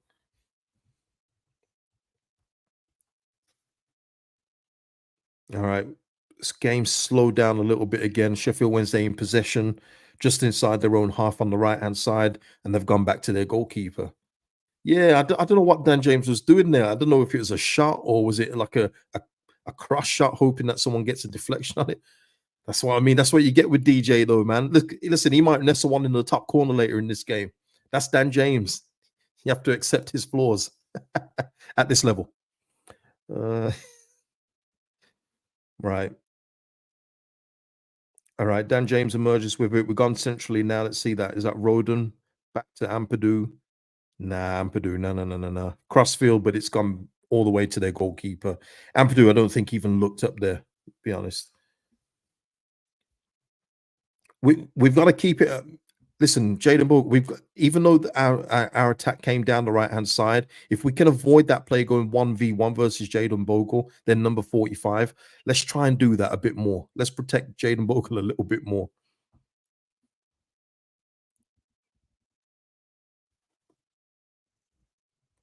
Yeah, traveling fans always. Our support always sounds great. You know what? The two Sheffield Wednesday games I've been to. One was the 1-1 where Chris Kirkland got punched. We didn't even see it. I didn't even see it when it happened because it happened after we scored. I was there celebrating, jumping like a moron, like an idiot. It's not until we got on the tram and people saying one of your fans has punched Chris Kirkland. I went, what? Okay. And the other one I went to was the 6-0 loss. So yeah, this ground hasn't been very good to me. Right, Nanto there breaking through the middle in that 10 roll. Oh, whoa, whoa, whoa, whoa, whoa, whoa. Oh, okay. Good tackle there by the Sheffield Wednesday defender. Bears. All right, now they're trying to get away, but their Roden wins that back. Whoa, whoa, whoa, whoa. No handball by Bogle there, and we've emerged with the ball. Yeah, it's not been good from Bogle today. Not gonna lie. Look, that's the yin yang with him, isn't it? He started the move for the goal, but defensively, yes, it's been tough. It's been tough.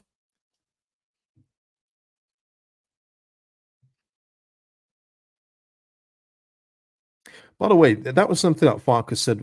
I don't know when he said this. Maybe it was last week, but he was talking about Bogle, and I didn't agree with this either. He said something about, and I'm paraphrasing yet again, but he said something like he was in a team last year that conceded over 100 goals, so he's just building his confidence back up.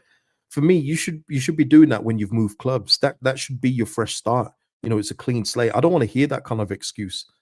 I know he's protecting this player. I get that, but I don't want to hear that, man. Oh, it's all right, Matteo, man. Don't worry about it, man. Get in the middle. He's having to run the channels at the minute, but yeah, look at this. Bogle up. James with a little back heel to Aronson. One touch football. Let's go do that. Hey, something happening. We still got the replay on. Sheffield Wednesday gone forward. Melier catches the ball. Hey.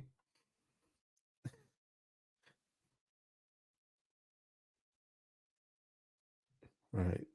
We've got the ball, just passing it around the defensive right-hand side. Okay, out to Strauch. Oh boy. Right.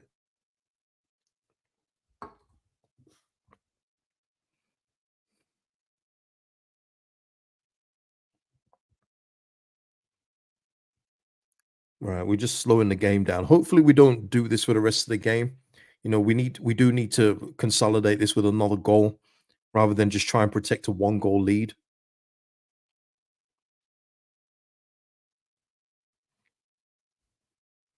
Not a lot going on at the minute, people. Just controlling the ball. I'm at 35 minutes, 41 seconds.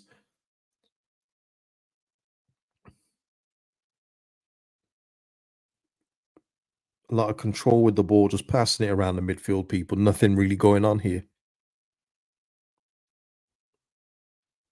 See, look at that already. 12 touches in the opposition box today compared to 6 in the whole game against West Brom. That's how diabolical that game was.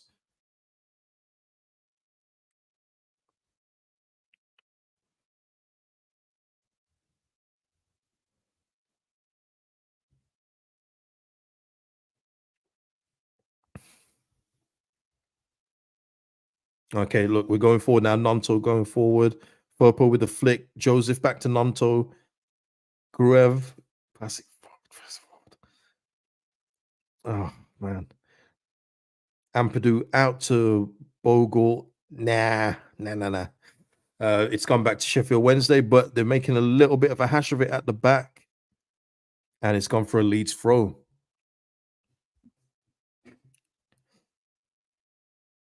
Do we have anyone that can do those long throws? I don't think we have we? Seems to be a championship staple. JTEX here saying Gruev is so conservative with his passes. He is, yeah, definitely. Very risk averse. Very risk averse.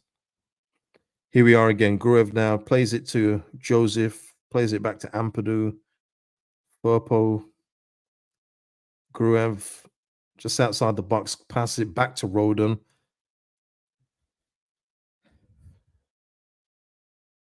Yeah,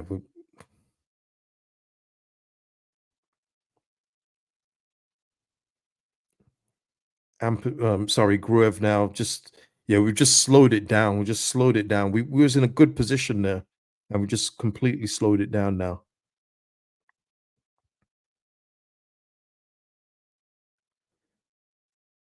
Right, Roden now passes it round to Bogle, who's trying to get it to Dan James. Crosses it in, headed away by Sheffield Wednesday. But we've got it back. Keep the pressure on, man. Keep it on. Oh, just cross the ball or something. You know what I mean? It's all right. We're still 1-0 up though, people. We're in control, which is good. But I'd love a second goal just to kill this off. Every time we get to like the crossing bit of the ball, does anyone notice we just keep passing it back? Joseph now had to gone out to the left to get the ball. Get back in the box, Matteo, man. Get back in there. Gruev now out to Bogle. Out to James, who crosses it on his left. Good cross. Joseph now. Oh, block shot.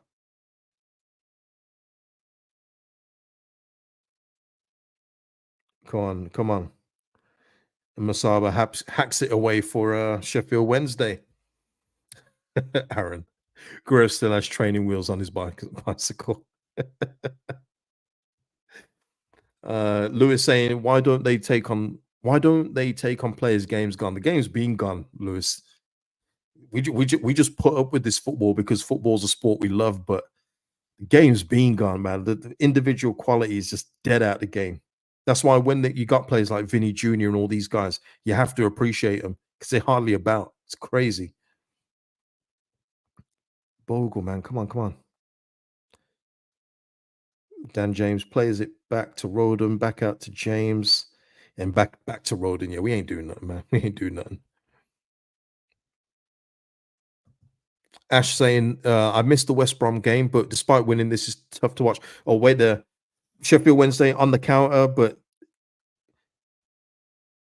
I think that's a foul, isn't it? No? Oh, okay. I thought Greer fouled him there, but no. Referee's not giving it, so we've emerged with the ball yet again. But that was dangerous, man. And now we've been almost counter-attacked there. Farke's probably going to shut the shop up now even more, if that's possible. Mr. Squire winning. Yeah, it's not been a great game, but you know what, Ash? At this point, just to get a win on the board, if it has to be like this for the remaining 45 in the second half, I take it at this point. Honestly, I think we need 3 points, but the performances do matter. They absolutely do, but we need wins as well. So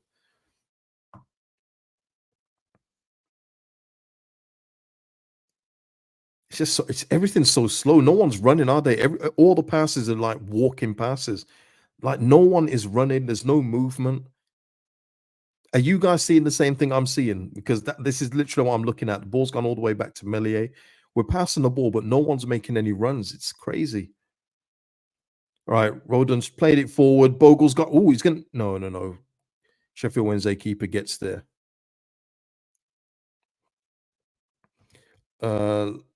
No, absolutely not, Ash. No. Has to be better than this. Absolutely. Lewis saying Farke needs to consider player momentum. Why not bag a few more goals for morale? Yeah. Obviously, I know he doesn't want to disrespect the opposition, but we do need a morale, winning boost. So yeah, I understand that. Get the second goal and we're laughing. We're absolutely laughing. But at the moment, with Joseph, just talking about Mateo, he's literally our number 9. He's not an advanced forward. He should be your poacher kind of striker, and he's having to come in the channels, left, right, back in central, just to get a feel of the ball, and that shouldn't be the way for a number 9. Shouldn't. All right, we just won a free kick in left side of our own defense. So, yeah. By the way, just hit 42 minutes on the clock for everyone watching. Yeah, too negative, too slow. Yeah. Yep. Who knows, people? Maybe if we do win the game like this, maybe it gives us confidence going into the whole game and we can play much better. We shall see.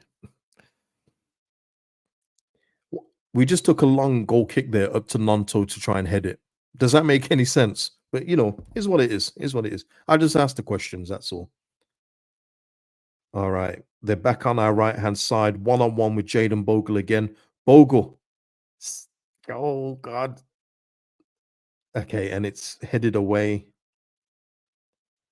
Nanto heads it out. Oh my Lord. Come on. Sheffield Wednesday going forward now, down our left. I think Furpo just got sent to the hot dog stand. Good header away by Bogle. Nicely done. And it's a free kick to Leeds. Yeah. Boy, oh boy. Lewis, leave Bogle alone, man. Target Furpo. I'm starting to not feel bad for Bogle, but he needs a little bit of a break out there. Oh, someone said they'd sub somebody. Oh, Ash is saying I'd sub Gruev or Ampadu and bring on Waffle. Well, yeah, he's not subbing Ampadu. That's just not going to happen, I don't think, unless Ampadu is injured. But yeah, I would have started Rothwell in the game. I would, and it's been evident as to the reason why. I understand Gruev in there for a defensive midfielder, but every time I've done formations or spoken about it, Gruev is a backup player for me. back up to Ampadu. I don't think we should be playing a double defensive pivot in the Championship. I don't. Unless we're going to say Sheffield United, Burnley, I can understand in those scenarios, but not against West Brom and Sheffield Wednesday. I just don't get it. I don't understand that kind of tactic against these kind of teams.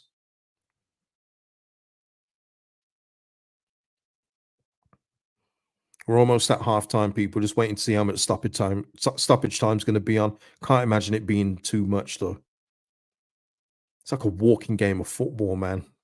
Boring as hell. Right, we're going forward now. Gruev is actually going forward now. Out to Firpo.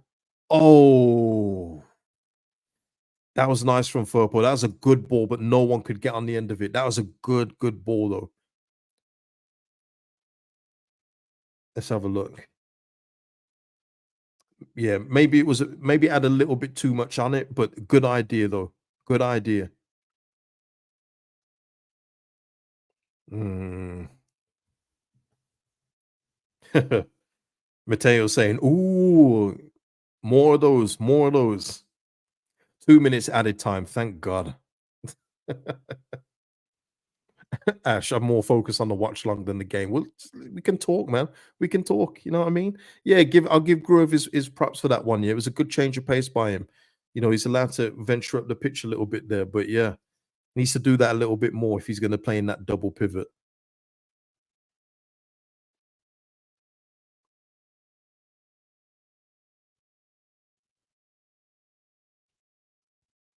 It would be if we could get a second goal before halftime. That would be good because Danny Rowe will definitely get into his players and get them out for the second half. We've got to be prepared for that.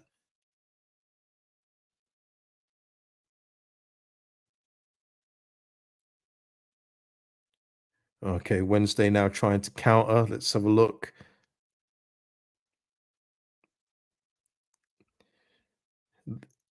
Yeah, Saba against Bogle, but Dan James came back to help, which is good. And Bogle wins that one. Good. Nice. Farke looks stressed, yeah.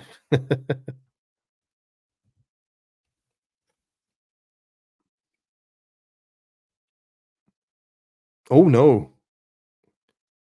Valerie there just dribbled through a few of our players, but Wednesday played back. Their crowd are getting on them a bit now, saying, "Hey, put the ball forward." That's what you need. Get the crowd agitated, man. Then it makes their players nervous. Bannon plays it through. Oh, come on. You got to get that ball. Who is that there that didn't get that ball there? DJ, you had to get that. And the offside flags up. DJ had to get out to that ball a bit quicker there.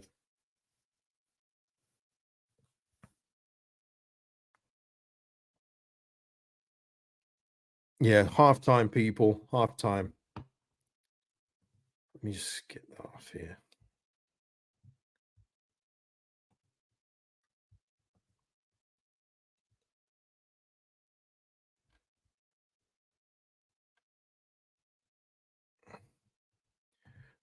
Just trying to get setting up here, people. Hold on.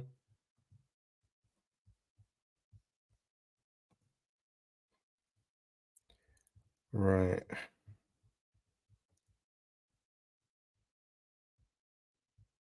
There we are. Okay.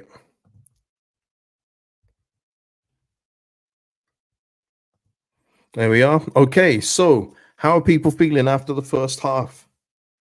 Let me get these headphones off my head, man. Ah, Gavin saying the lads have been unbelievably good. What? Worked unbelievably hard. Oh, okay. All right. Got it. Got it. Aaron here said, oh, Aaron saying here, if we stay organized, these guys shouldn't be scoring. I don't know, man. I still feel there's a threat with Sheffield Wednesday, especially down our right hand side. It has to be said. They still look like if they put one in the box that they could get on the end of something. But yeah, I still think there's a danger there. I don't think this is done and dusted by any stretch of the imagination. We need to get a second goal to put them away. But do what we did for our goal. Move it quickly. When we moved that ball quickly, man, that was wonderful to watch. Sheffield Wednesday all out of shape. I think it would have been a penalty on Joseph if Aronson hadn't scored, but the composure to have that second striker in the box there to get on the end of it, awesome to see. But we haven't seen enough of it, people. Um, I think Parry's saying we need a goalkeeper.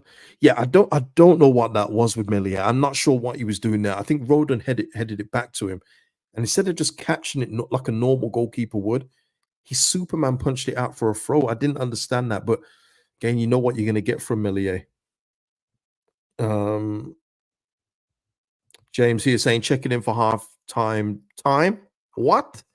Half-time time, half-time time, watching the game on my phone at work. Hey, listen, we've all been there. Shout out to you, man.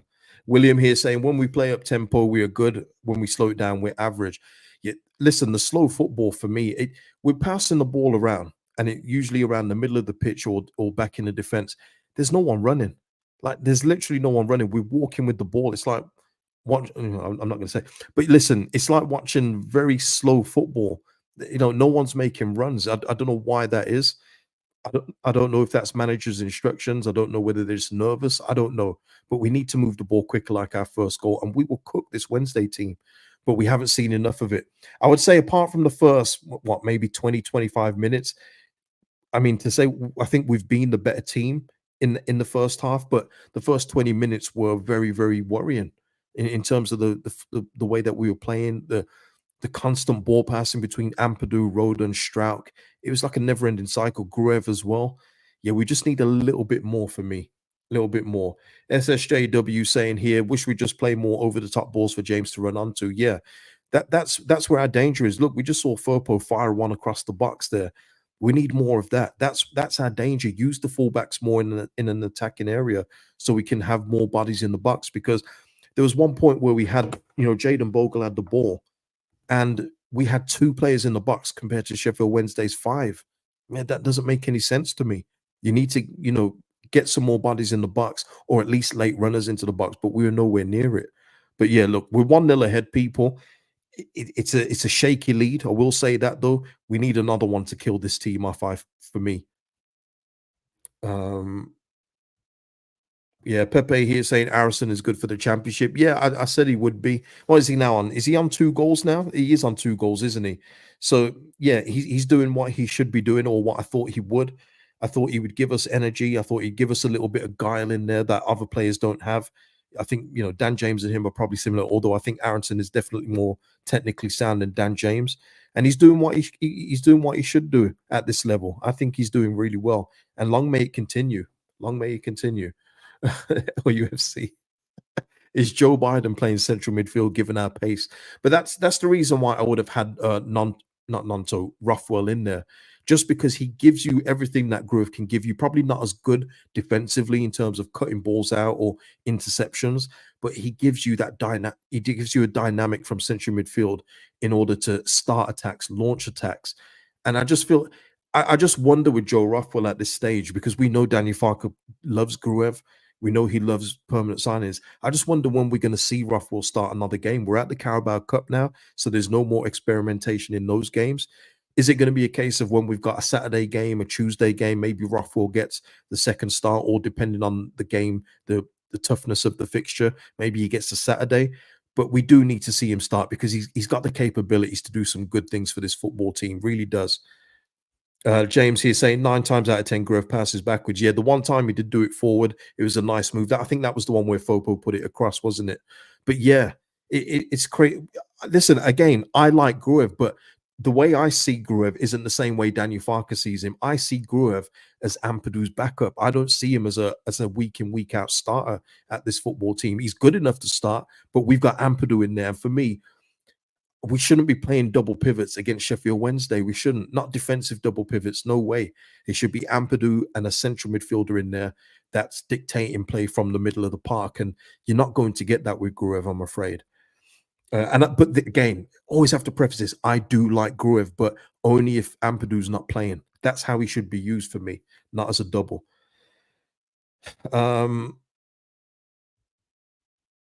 Lewis here saying take Gruev out and throw in another winger. You want 3 wingers on the pitch, or are you talking about moving Nanto central? Is that what you mean, Lewis? I think that's possibly what you're saying there. JTEX here saying if you're an attacker and Gruev gets on the ball, are you running? They see all the same backwards passing. Yeah, I mean I mentioned it at a time in the first half. Everyone's body shape was to protect the ball or go sideways or go backwards. There was no one was looking to look up, go forward, looking for a runner. It was all just safety, safety, safety. And that's fine if you're looking to frustrate Sheffield Wednesday. But at the time, we weren't 1-0 up. You know, it was 0-0, and we weren't doing enough to penetrate them, in my opinion. Yeah, it was a brilliant run from Aronson. Yeah, brilliant. He was he was involved at the right back slot, wasn't he, or right wing back slot, and he continued his run. That's what you're going to get from Brendan. So that's why again with Brendan Aronson, I would have no problem if he played like the number 8 role, like a hybrid 8/10. I think he's more than capable of doing that, which gives you another option there. And then can play Peru as well, just behind Joseph. That's definitely an option. There are options that we've still got. The squad is small, but there is still options that we can utilize within this team itself. Darren here saying Farke is too fearful to play without the two central defensive CMs. Yeah, yeah, probably. Yeah, we know he's not very expansive. We know that, but yeah, we just don't need both of them in every game. Look, listen, we're against Hull City next week, and we'll talk about that later, obviously later in the week.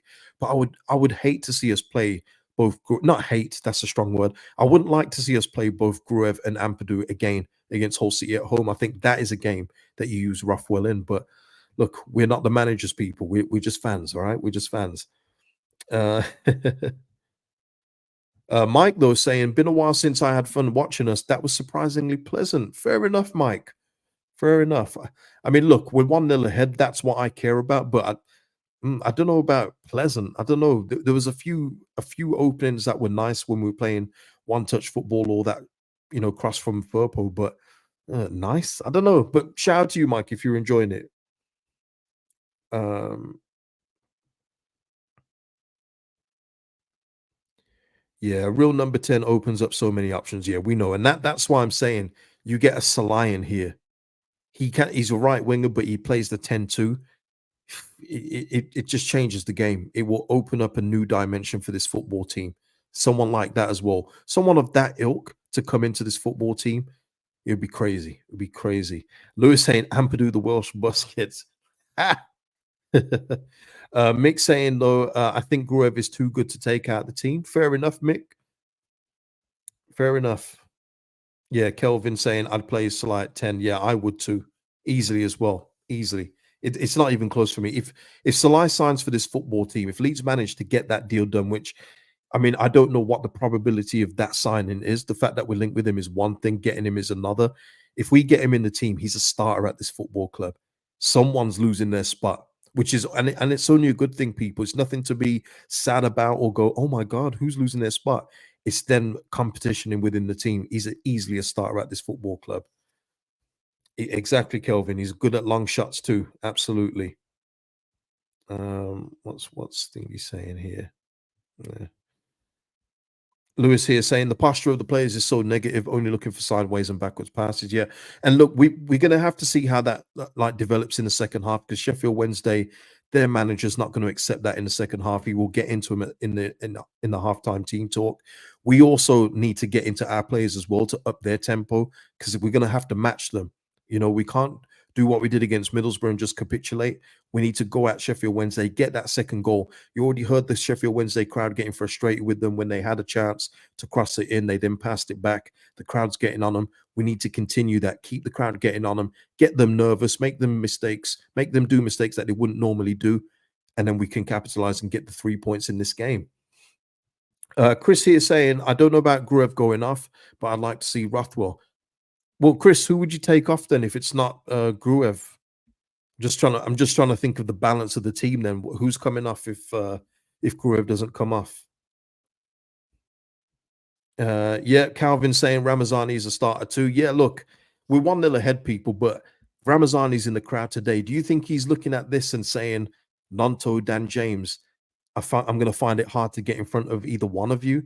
I don't think he is he? And that's what I'm saying as well with those two players in particular. They need to come out and have a brilliant second half as well because we have a player literally here now who can take their spot next week. He can take it. It's there to be taken. So they need to show more as well, both of them. Oh, sorry, Chris. Got you, Chris. Yeah, no, I meant I wouldn't mind Gruev going off Rafael. Got you, my man. Got you. Jack, though, saying Gruev has been great. Jack, that's a strong word. They're great. Jack, great. Fairs, fairs, fairs, fairs. Uh, fairs. Uh, Wilfie is saying we are always poor in the first 10 minutes of the second half for some reason. Well, we'll see, Wilf, won't we? We'll see in this coming up. We'll see coming up in the second half. It's not on just yet. I'm just getting lost here talking to you guys. Yeah, he should be licking his lips, man. He should be. What's it? Oh, Jack has now changed it to solid. Okay, solid. I don't know, man. And you're talking to me, Jack. I do actually like Gruev, and hey, you have to preface these things, but we have been attacked at both, both of our wings, both of Furpo and especially Jaden Bogle have been cooked there. And I haven't seen where Gruev has been. I haven't seen him. I haven't seen him. I've seen the defensive clearances by Roden. I've seen him by Strauch. Even Bogle got in a couple, but I haven't seen Gruev do a whole lot of much. I haven't. Not in this game so far. But I understand he's solid defensively. I absolutely bat for him for that. But in overall general play in this game, I haven't seen it. But you know what I mean? We all see it differently. No worries, man. Um, James here. Would you move Nanto on the right hand side to play large on the left? James, at this point, I would. I would. If we're going to make a change to get largely in, which I would at this point, it would be Dan James to come out at this point in time. Nanto for me just gives you just too much in terms of the way that he opens his body. He was a big reason why we got the goal as well. When he moved central, the Sheffield Wednesday players didn't know what to do when he was on the ball. He just opens up too much. So yeah, I mean, if we're going to choose out of the two, yeah, I'm starting largely in Nanto 100. Um, and yeah, but yeah, largely can play both sides. But you know what? But the thing is, I think he's stronger off his left because he likes to cut inside. He's very much like Chris Somerville and even Willie Nanto in that instance. But yeah, he's definitely stronger from the left hand side. That's where he does his best work, and I think that's might as well get the best out of him. Nanto, we've seen he's good on the right hand side, even though he probably does prefer the left. He's more than capable to play on that right hand side. But look, we've got options to mix it up there. We got options to mix it up because at this point, I think Dan James may just be a bit more better, maybe as an impact sub. I still believe in Dan James at this level. I do, but I'm just saying that the technical ability of those two players just excites me a little bit more for me. That's just my personal opinion, though. Um, Looks like there's a Gruev versus Rothwell thing going off in the chat. Chrissy is saying Gruev has been passing back a lot. Yes, he does his work defensively, but so does Rothwell. Yeah, Rothwell does do his stuff defensively 100%, just not as good as intercepting or ball recoveries as Gruev because he is an actual defensive midfielder. You know what I mean? So I think they come out for the second half now. So we're getting ready for the second half, people. Um, and he will hope Fopo. Absolutely, he will. All right, let's see. Has there been any changes?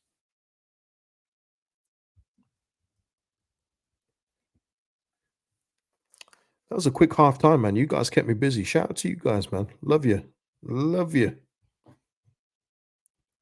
Absolutely, Chris. Let's get it, man. Let's get the W tonight, man. Let's have a good weekend.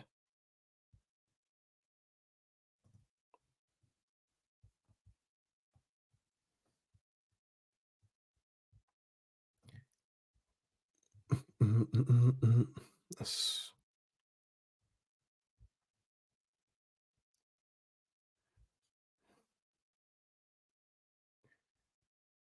right. Okay. We have kicked off, people. 45 minutes and 15 seconds. So let's go. James saying back to Paramount Plus. JTech saying Pascal to score this half. Would love that. Would love to see that. Jack saying, I think we need two DMs to defend the transition when our fullbacks are so high and narrow. Bears. All right, let's have a look. All right, Sheffield Wednesday look like they're starting with a little bit of zip, people. Let's hope we don't start poorly in the first 10.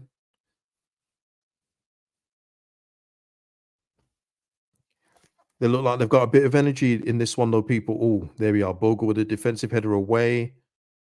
And Melier catches the ball. Hey, Melier catches the ball. Keep saying half expected Melier to tip it over the bar. Right. Let's see how we go.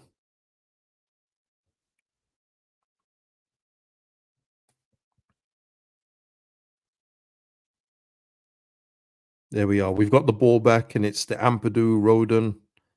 Is it going to go to Strauch? Yes, it is. There it is. Gruev now walking backwards.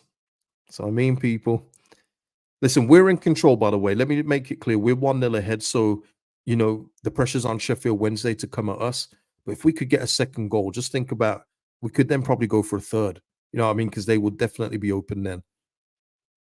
But now Sheffield Wednesday have got the ball back anyway, people.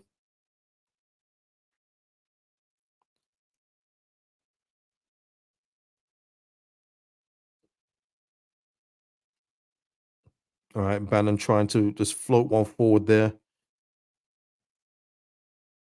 Oh, Bogle there getting a good block in and prevents the corner from going out. Good, Jaden. Nice. Good stuff from Jaden there.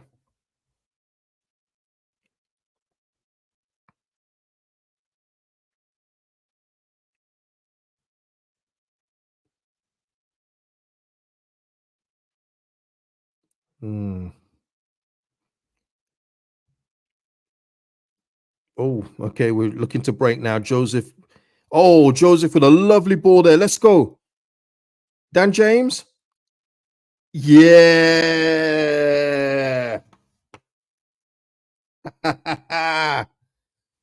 Oh, yeah. Yeah. What you saying? 2-0. Let's go. What a ball by Mateo Joseph. Are you mad? My boy. My guy. Yes. What a ball by Joseph. Are you kidding me? Split that defense. Oh, my Lord.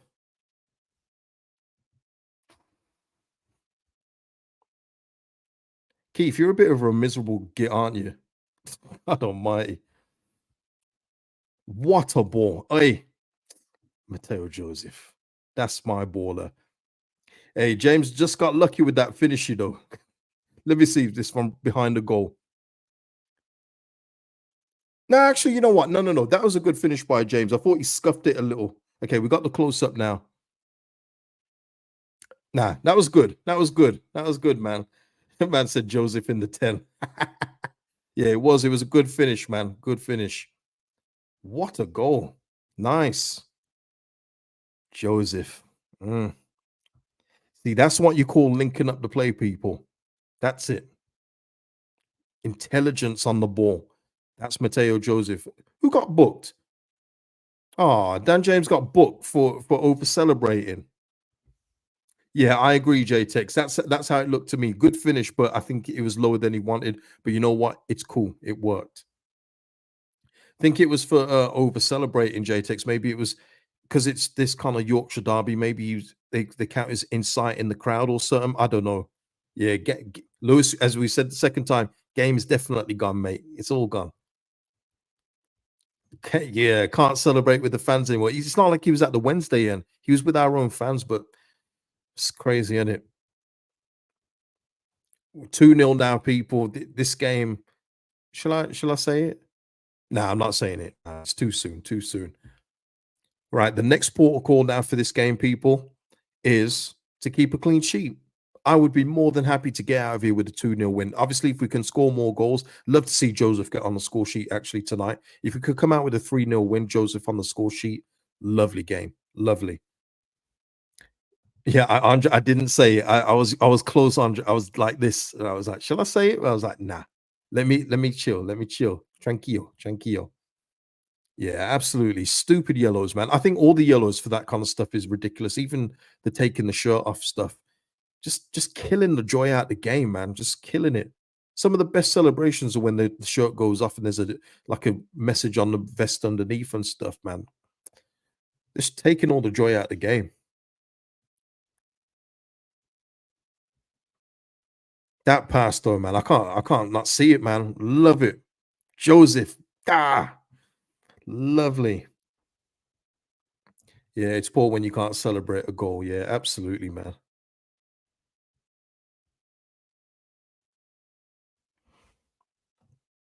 Why always me? Exactly. Imagine. And the joke is they still use that in montages now. They still use that to this day, even though that he would probably get a yellow card now. They still use all that stuff. But yeah, just book them when they get a yellow card. Like players have got tributes to like dead people. They show their thing, they get a yellow card. It's sick. It's ridiculous, but eh, that's the game, innit? Just for an update, people, I am on 51 minutes and 40 seconds. So there you go. Yeah, good, great for his confidence, man. That was a deadly assist, man. Deadly. He is a striker though, so he will want goals. I'll tell you that. But that's a good start.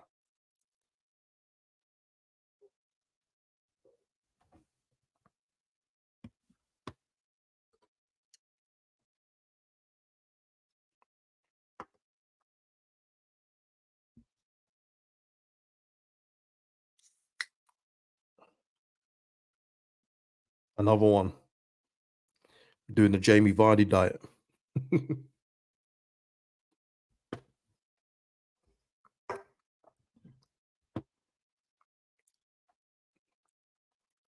Joshua here is the number 10 position going extinct. Yeah, unfortunately, it is Joshua. All the fun positions seem to be going extinct, and they want strikers to be defensive midfielders these days now. It's just ridiculous. I mean, I could go on about this, but I don't want to bore people. But just the way that football has changed, you've got people literally criticizing Erling Haaland, and he's got 91 goals in just over 100 games for Man City. Goals are the premium stuff, and they're complaining about that because he has like 3 or 4 touches a game. But what's the point in having 3, 4? What's the point in having 16 touches if you're not doing nothing with it, or you're just efficient with your 3 or 4? I'd much prefer that. But everyone wants everyone just to run about the place. If you haven't had a goal and assist, they'll then look at how far did you run. Yeah, number 10s are going out of the game, man. It's a shame as well, man. I love the number 10s. Rui Costa, players like that, Nedveds and all these. Damn. Keith asking how much are Red Bull sponsoring you? They're not, man. I wish they were. I wish they were. Andrew here saying fast, decisive, direct football. First time I got excited watching Leeds for months. Yeah, it was lovely. That's the thing. Both our goals have come from that style of play, Andrew, and everyone else. It's when we're not doing that, we look laborious, we look slow, we look like sludgy. When we move the ball, I'll also repeat it again. Teams in this division cannot handle these players. That's why I believe in the players so much, but they need to move the ball quicker, like they've done, and we got 2 goals out of it.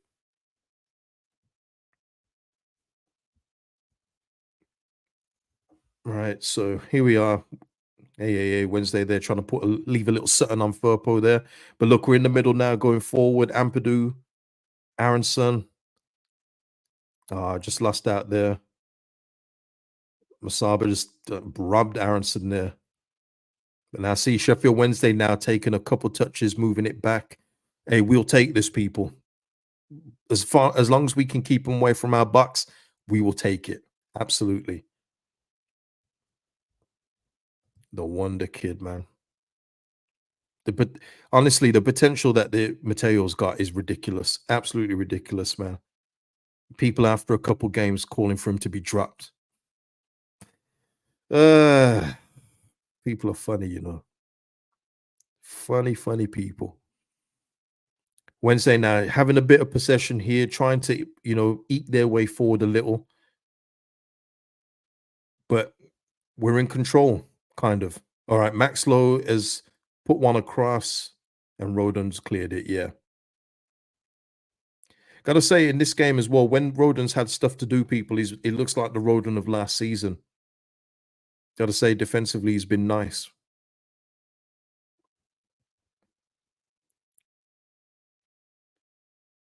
Bogle can't get the ball off this guy, and he's giving away a free kick. Oh, Bogle. uh,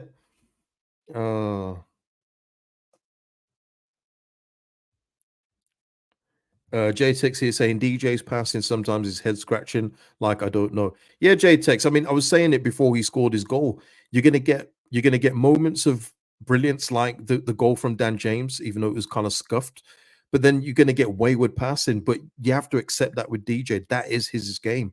He's not an intelligent, thoughtful footballer. He's pace, power, and just go forward, head down. That's him. But it's gonna work more times than not in this division. Right, Sheffield Wednesday about to take an attacking free kick on the edge of our box. Let's see what happens here. We've got a decent line there, but Wednesday got some big boys in there. Pause. That's out by Strauch. No problem. Oh, Nanto, careful, careful, careful, careful. Valerie here trying to skim up Nanto, and he does so. Melee punches it out again.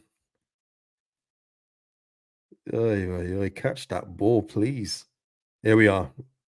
Oh, here we are. Nanto spreads it out. Oh, he won the ball. Is Aronson still down? Right, Wednesday on the counter, people. Jamal Lowe, and he's put it wide. He's put it wide.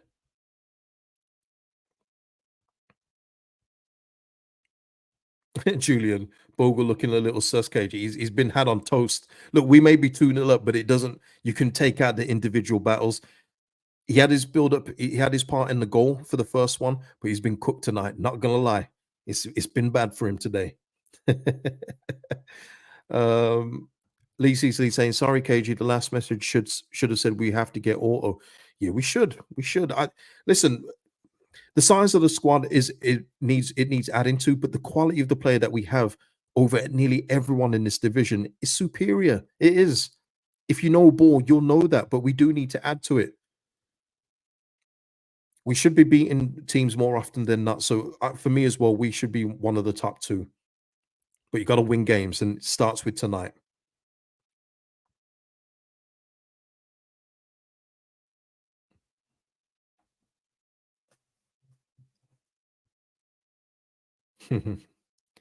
Right, we're just getting the ball here, people. By the way, just to update, I'm on 58 minutes and 25 seconds. We've just got the ball back, taking the sting out of the game. I'm happy with this at this point in time, people. I'm not going to lie. Does everyone else want us to go hell for leather for a third? I'm happy just to control the game, get these minutes ticked down, then maybe get a third in like the 89th minute. That would be nice.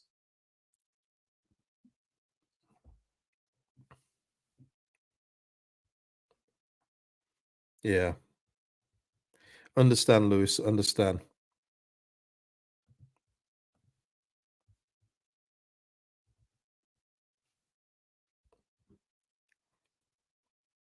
See Matteo there, just like conversating with the ref. It's a young guy, first season where he's a starter and he's already getting involved.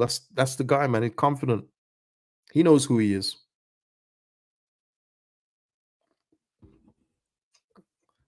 Oh, they're just showing his pass again. Yeah, yeah. I'm gonna be salivating over that. Honestly, beautiful. Oh, someone mashed their pie. The pie is gone. I don't know if everyone saw that. I'm watching a Sky Football feed, and they've just shown a fan, and their pie just fell to pieces. I'm sure they don't mind though.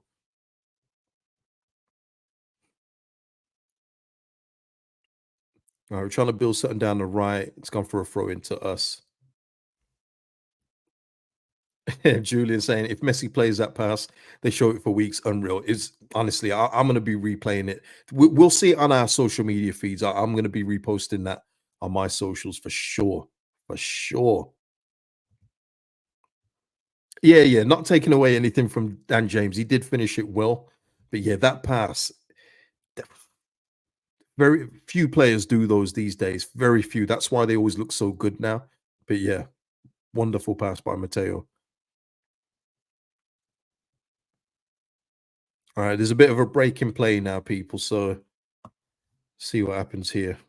Just past 60 minutes and 42 seconds. They're saying that pass was 32 point basically 32, 33 yards. That's how good the pass was. That's incredible. Incredible. Andrew here saying, love how James chipped the keeper, very cool and confident. Yeah, yeah. Mike saying, for once, I'm fine with Farke waiting until 80 to bring subs in. Yeah. Yeah, for me, Mike, it's never been about just make a sub for sub's sake. Never been that with Daniel Farke. It's more of when the game's kind of running away from you, or if you haven't got complete control, then make a change. But that's where he's been criticized. For this one, if we, yeah, like you, Mike, if you wait till the final 10 minutes, cool. It's absolutely fine because we're in control of this game now. 2-0. The pressure's on Sheffield Wednesday. Absolutely. Lebo, though, saying he should give Gelhart, sorry, Gelhart. You said it how Brownie says it, actually, Lebo. 30 minutes. Man, he hardly gives Gelhart 5 minutes, so I don't know where you think he's going to get 30 from. You know what I mean? Even with our bench looking the way it looks, but yeah. Neil saying, can Joseph not do things like that until after the transfer window? Look, you know what it is, Neil? He's had interest in him before, and he would have had interest this summer. So it's not like scouts are going to stop looking at him. But thankfully for us, I know it doesn't mean anything, but he did sign a new contract recently, as did Archie Gray. But with Matteo, I think he's looking forward to being the main man here. Really is. So I don't think we're in any danger of losing Matteo Joseph. Someone saying get Rothwell on. Mike's also saying would like to see Rothwell too. Okay. Yeah, Crew is on the bench as well, Mike. That's where all our options are, central midfield. Because what is Sam Chambers overall? Does anyone know? I will not profess to know that I've watched Sam Chambers in the under 21s or under 18s to say that I know all about him. I know he scored a goal in pre-season. What is he like? Is he an attacking midfielder, central midfield?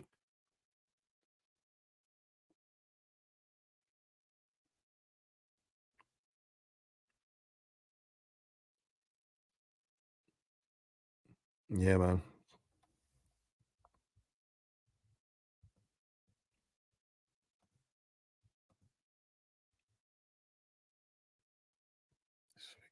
Yeah. Yeah, Mike saying he's been amongst the goal. I think he's at 8 or 10. Yeah, I could not tell you, man. People saying he's at 8 as well. Fine. So there we got 3 central midfielders on the bench there. You know what, actually, you know what I would like to see come 80 something minutes. I'd like to see them bring on Debye one. I think that's very low risk at 2-0. 2-0 to bring on Debye, give him his taste of league action. I think that's a good time to blood him in, or you know what I mean. Oh, they've just put a header wide. Bernard.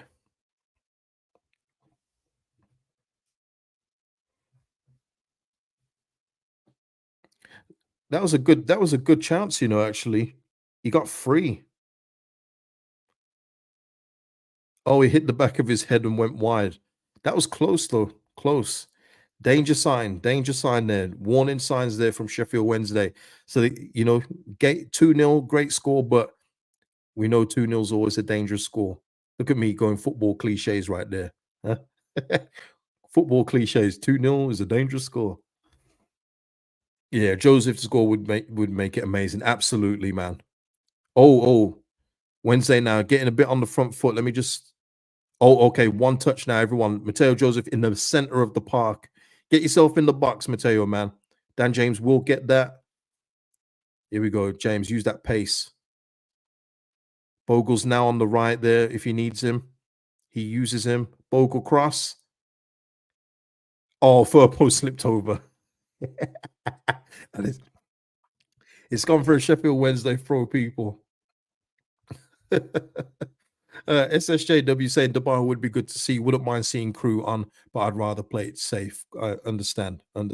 Yeah, shame for Furpo. They looked like he was about to try something, then whoopsie. JTX Junior now is not the time to take a nap. Tremendous. Hey, listen, we can laugh about this, man. We're 2-0 up. All right, we're good. We're good. Right, Aronson now centrally trying to play it through to Matteo. And they're going to... Oh, no, Matteo's kept it in. Nice. Nice. Look at that hustle. Are you mad? My number 9, you know. And now we've got an attacking throw-in. That looked like a lost cause, and Matteo Joseph kept it alive.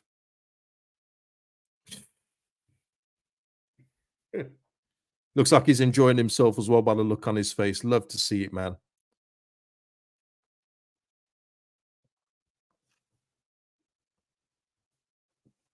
Let's go.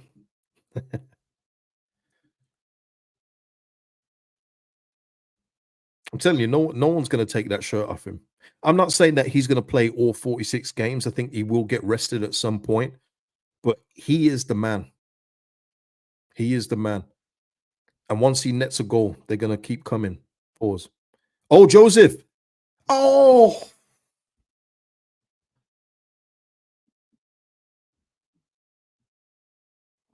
Nanto just lifting up Joseph, saying, come on, keep it going, keep it going. Good move there by Bogle. That's where Bogle's strengths are going forward. Oh, Matteo just put too much mustard on it, man. Ah, just put it too high. Oh, that'd have been perfect, people. Perfect. Yeah, I wanted him to get that, man. Oh, all right. We move, man. We move. Carry on. Next one, Matteo. Next one. You see, you see that kind of thing as well. Matteo, I'm not saying this in regards to just Matteo, but strikers in general. If you remember, like Andy Cole and other strikers like them, they wouldn't let a couple missed chances get them down. They just keep going. Like Ollie Watkins is probably the best present day version of that. Ollie Watkins will put about 3 chances wide, good chances, but he'll still come back for the 4th, 5th, and eventually score a goal. That's what good strikers do, man. So Matteo's he's gonna have to incorporate that in his game.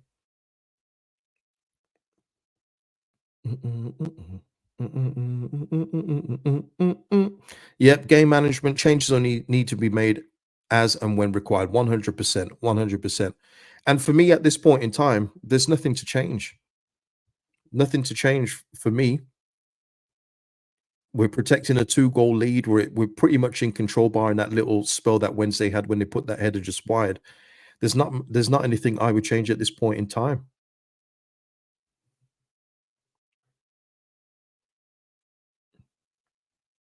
We're controlling the ball right now. Sheffield Wednesday are now trying to press us. They need to in order to get back into this game.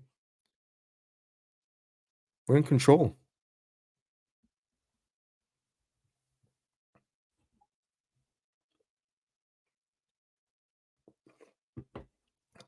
Right, Wednesday about to make some changes, people. Sounds great, man. Sounds great. Oh, Windass was playing. I didn't realize.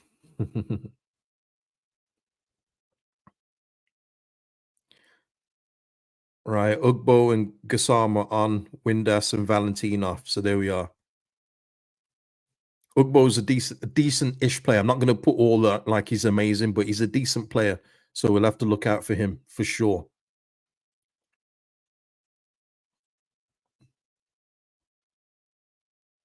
And he's definitely going to give us more to think about in terms of pace because he's a very quick player. So gonna have to watch him, especially when they counter.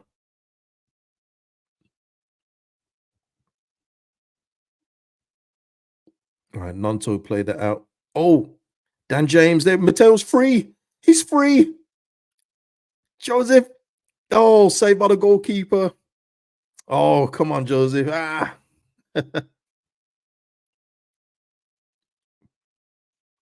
Bogle now just defending there. Oh, doubled up with Grove. Nice. Bogle back in attack. Tries to play one across back to Joseph, but it's cut out. We're still forward. Oh, 2 people getting in the way. Grove and James there. James delivered. Oh no. Ampadu tried something there. Didn't quite come off. But we still have the ball, people. Let's go.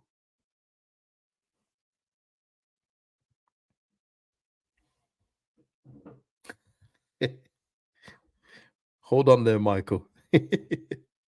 We're still on the attack, people. So okay, Groves pass it back to Strauch. Okay, attack's kind of dwindled a bit now, but yeah, How mad is that though, Michael and everyone? Jermaine Jenas getting his marching orders from the BBC while he's live on Talksport. That's insane, you know. Imagine that. I don't know. It's all allegations, so no one knows what's true and what's not. But that is kind of mad, man. He's on the Talksport live, and he gets sacked by the BBC on air, and that literally is the kind of stuff that Talksport would talk about. You know what I mean? Insane, insane.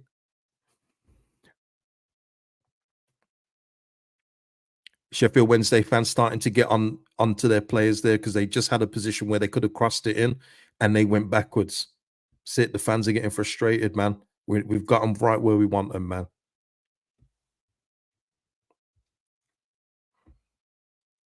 Ooh, sloppy pass from Sheffield Wednesday, but they've still got it now. They're attacking our left-hand side. And they're going to get across in. Out by Strauch. Strauch and Rodon today, people. Give me your thoughts. I think they've been absolutely solid today. Solid. Wasaba there, crosses one in. Hey, get up. Get up. No. They're trying to win a cheap penalty there. Nah. Absolutely not. Yeah, referee saying nah.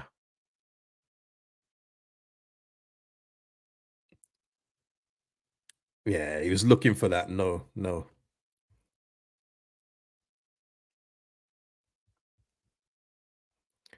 DB, who's that? DB, who's DB? Am I missing something? Tad, sorry, not Ted, Tad. I don't know who DB is. And I'm looking at the team right now. I'm not seeing the initials anywhere. Mike is saying would have been very soft. But you know what they always say, people? Whether it's a soft or a hard one, it's still a penalty. You know what I mean? Oh, is that right? Jermaine Jonas just said, oh, I'll have a look at that, Michael, because I don't know. Michael Brown, I don't recognize your name too much. So you could be trolling me here. I don't know. Defensive backs, Tad. What in the world is that? Defensive backs? What are those? What are those? Defensive backs? Tad, I'm gonna be real with you, and I'm seriously not even joking. I don't know what you mean, mate. I'm sorry, but shout out to you, man. Shout out to you. Right. Sheffield Wednesday trying to bulldoze away through. Strauch has tidied it up. Melier clears it away. Lovely. Lovely, man. Strauch and Rodon, man. Colossal. Love it. Love to see it. See Joseph there with the hold up play.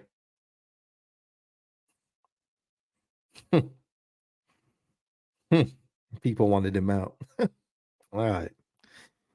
I just sit back and smile. Mike saying, "Forgive my countrymen." Oh, Mike, you know what he's talking about. Then I honestly don't know, and I'm really not trolling. If it's some kind of like American football talk, I don't watch American football. As you know, NHL, NBA are my sports in America. But yeah, I don't know what American football positions are. I watch All American though, if that helps. It's a good show. Good show.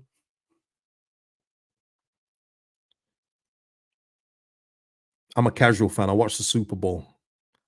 I'm very casual. There we are. Oh, Joseph there, skip round the side, puts one through Nanto, out to, is that James? Yep. Oh, keeper saves it, and it's a corner. Lovely.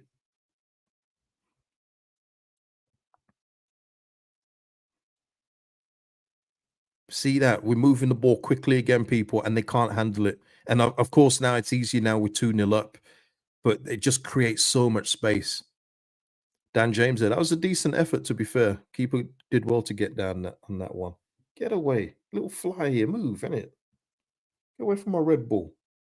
What's going on? Yeah, Jack.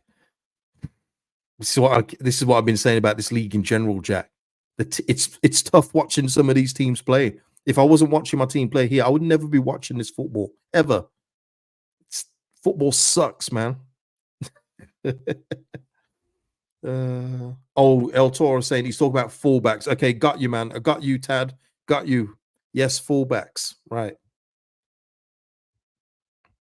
Yeah, yeah, he's been serious in the second half in particular, for sure.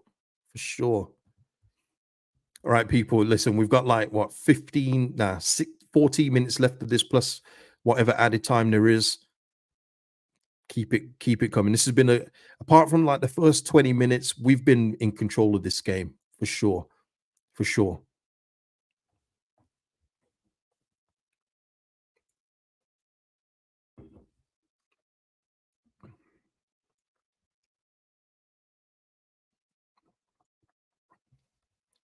Tad saying 40 years of American football, it's tough to drop the vernacular. I understand, Tad. I completely get it. Don't worry about it, man. Sometimes my NHL fandom crosses over with football, and I'll say the goaltender sometimes by accident. You know what I mean? I don't mean to do it, but sometimes it happens. You know what I'm saying? Lewis saying here, can't believe we even consider playing Furpo as a left winger. I wouldn't have done that anyway. I just put it out there to people because they kept asking about Furpo being a possible left winger. He should definitely be where he is in this division. Need to say that he still hasn't signed a new contract or nothing, thankfully. But yeah, hopefully we get up. He gets us promoted, and he can go back to Betis or wherever it is next summer, and everyone has a part in good terms. You know what I mean? I do not want to see Fopo in the Premier League at all. You know what I mean? uh, but no, man. Listen, yeah, man. Shout out to you, Tad, man. It's all good, man. It's all good. But what I want, all it is that if I don't know what people are talking about, I'm not going to pretend that I do. Like some people are like, oh yeah, yeah, yeah. Now I'm going to say, listen, I don't know what you mean, mate. You know what I mean? So if you don't know if you don't ask, one of those things. Only stupid people pretend like they know everything. Don't forget that. Oh, okay. I thought we was going to break there, but it's a free kick to Sheffield Wednesday. Michael here saying, I think Aronson can shine at this level. Finding pockets of space at this level will suit him. Okay, commas, people. Punctuation, please. Will suit him. He's already scored 2 goals. Should have had 3 with that Portsmouth fifth. 100. Ash saying, not even a 1-year extension as a backup. No, Ash. No, this is the problem. This is what happens because he can do it at this level. It does not translate to the Premier League. He's got no business being a Premier League's fullback. Would you, Ash? Would you want him coming up against Anthony Gordon? Would you want him coming up against Mo Salah again? No, no. Just sometimes people, you've got to evaluate the team the way it is. Like I keep saying, DJ at this level, love him. Do I want him to start for us in the Premier League? Absolutely not. He's not a Premier League player. He's not in any way, shape, or form. You have this is what we got into trouble for the last time we got promoted. We didn't get rid of players that weren't going to be good enough quick enough. And some of them even still came down with us to this league. So no, you have to know people's levels and say, nah, Furpo, thank you for everything. And I think he would prefer to go back to Spain anyway. I think he would probably like that. Yeah, he's not a Premier League player at all. But the thing is that's where I'm different from everybody else. And I'll say that I can see that if someone's good at this level, I can praise it. I can say they've done really well. But I can also recognize they cannot make the step up. No way. And we've already seen him one time. And it's not like Furpo's 22, 23, and that you say we've come back 2 years later and he's 25, 26. He's near 30, isn't he? He's nearly old. Um, Ash saying, I wouldn't agree, but I just don't see 49ers bringing 2 left backs and right back. Well, they would have to. And we're in the Premier League. So there is money to do so. And plus, as well, Ash and everyone else, fullbacks can be really cheap. We're not talking spending 20, 30 million, and you can even get good ones on loan too. So it's just somewhere where you have to upgrade. You have to. But by the way, though, um, But by the way, there's going to be a lot of work to do with this team, not just at fullback, because we've lost quite a bit of our base, or as Danny Farke would say, basement, in terms of Somerville, Georgie, Archie Gray. These are like players that are ready made to go into the Premier League. We've lost a few of those, so we're going to have to do some good recruiting next summer, some real good. And I've already got a few names if they don't get picked off this summer or January. But there is going to be work to be done with this football team, of course. But we need to get up first, people. We absolutely have to get up first. Um, But yeah, listen, people. Man said Arnie slut, dude. Oh, Bannon there just putting 1-1. By the way, people, on 81 minutes, this thing is almost done, people. Almost done, ski. And shout out to you, Carl. I know you, Carl, from watch from Canada. We'll watch a recap at 11 p.m. tonight. Shout out to you, Carl. Thank you. Mike, never letting it go. That's why they put it off for a year, though, Mike, innit? It? Sesko, Red Bull, we're going to do a little deal, sweetheart deal to Leeds United and bring him in to the club. Listen, no one's going to say no to Sesko. You know what I mean? I think he's going to probably go somewhere a little bit bigger, in all fairness. But imagine that, though, Mike. Sesko coming in next year. Nice. Have Sesko and Joseph as your two striking options. Lovely. No, Michael, I don't give those away. I don't give those away, quite frankly, because then they get stolen and everyone else acts like they said them first. Nah, I have to keep those to my chest. We'll wait for the summer transfer window when we get promoted. All right, Sheffield Wednesday trying to get forward here. Okay, Ethan slowed it down. I think he's going to get a book in there. Yep.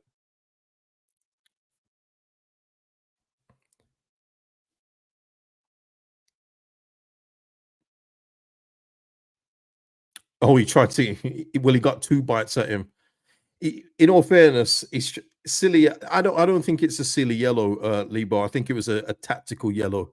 He's just stopping the counter. I think it's a good yellow to take. Yellow for that SSJW. He got 2 fouls in. You know what I mean? He could have got 2 yellows if you want. But yeah, it was definitely a yellow.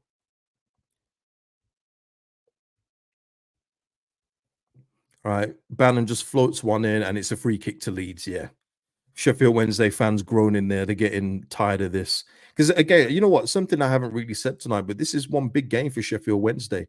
They love this fixture. They love playing Leeds United and beating them. I know I've got Sheffield Wednesday fans in my extended family. They love this game. And we've just come here and done what we need to do. All right, Joel Peru's coming on, people. Who's he coming on for? Is it Joseph? Oh, clap Mateo Joseph there. It's a shame he's coming off, man. I would like to have seen Joseph get the 90, get one in like the 89th minute, but he's been brilliant. Absolutely brilliant. Second half was all Joseph, man. Lovely. I think he bags against Hull City. Let's go, babe. Let's go. Yeah, absolutely. Props to him. Yeah, absolutely. Joel Peru now getting what 7 minutes or so. Feels like the second half of last season. But I think Peru will come back into the team, people. But does he? Actually, it's going to be a good point to discuss next week because Aronson's done well tonight. So who comes out if Joel Peru comes back in? Good decisions, good options to have, I must say.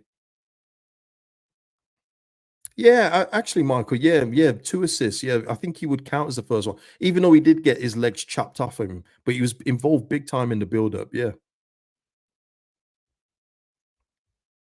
Mike here putting one out into the atmosphere. Ramazani to Joseph against Hull. I would love that. Love that, Michael. Love that combo. Love that combination. Yeah.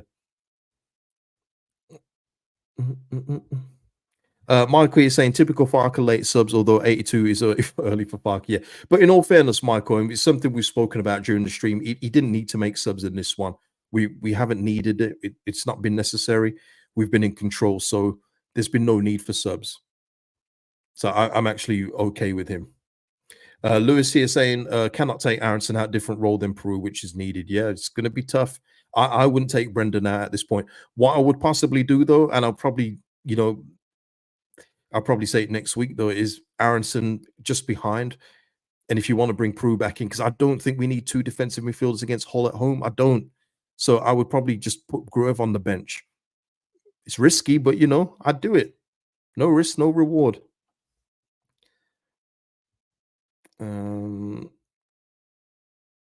Paul here saying big week ahead in the window. We need another striker. Can't be. Huh.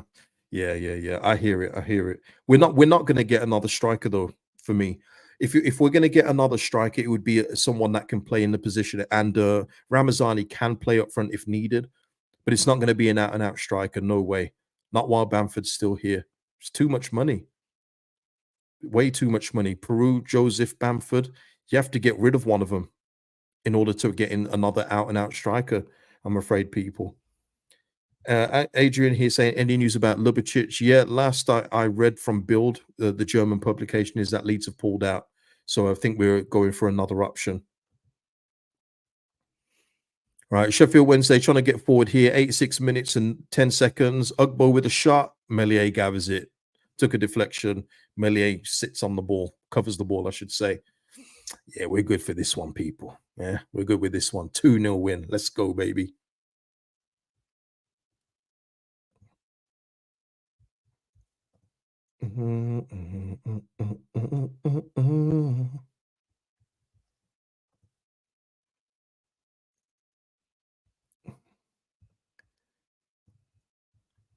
Just change.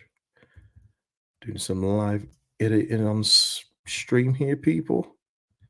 Here we are. Yeah, shout out to you, Lewis. Shout out to you.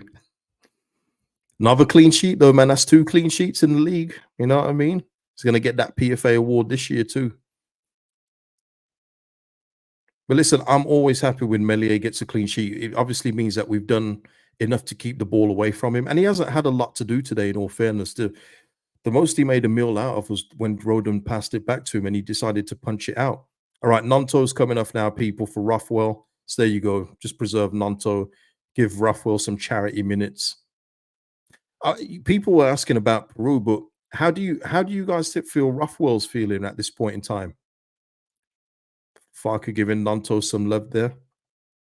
And I only asked that because I've said before when he signed, and you can go back to my signing video of Joe Rothwell.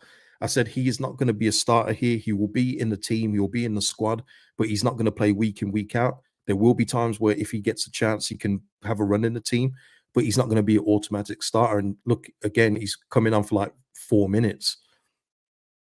But listen, it's better than what he'd get at Bournemouth because he wouldn't be playing. You know, they've got no use for him at Bournemouth. Yeah, I agree. Actually, Leeds. It's been very, very timid, hasn't it? There hasn't been many fireworks. It's very unusual for this fixture, I must say. Yeah, Jack saying, I think Raphael is just a pro doing as he's told. Yeah, yeah, yeah. He is, David. Honestly, that's when he was at his best last season, when the team in front was shielding him from getting shots.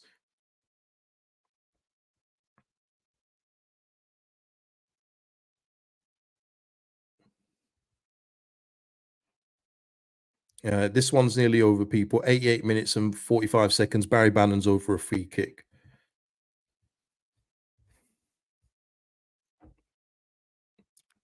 Tell you, Barry Bannon's deliveries today have not been very Bannon-like. Listen, I know he's not the same player he was a few years ago, but there's been just a lot of floated balls. It looks like a lot of our corners from last season.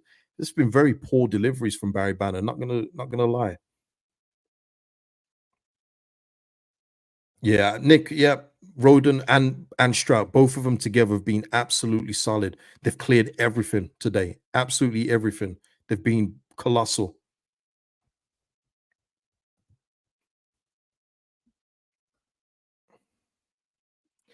Sheffield Wednesday have a corner now. Let's see what happens from this. Let's get out of here with the clean sheet, though, man. That would be good. Strout there again, just threw his body in the way, clears it out for a Sheffield Wednesday throw in. Been brilliant. Honestly, both of them. Brilliant.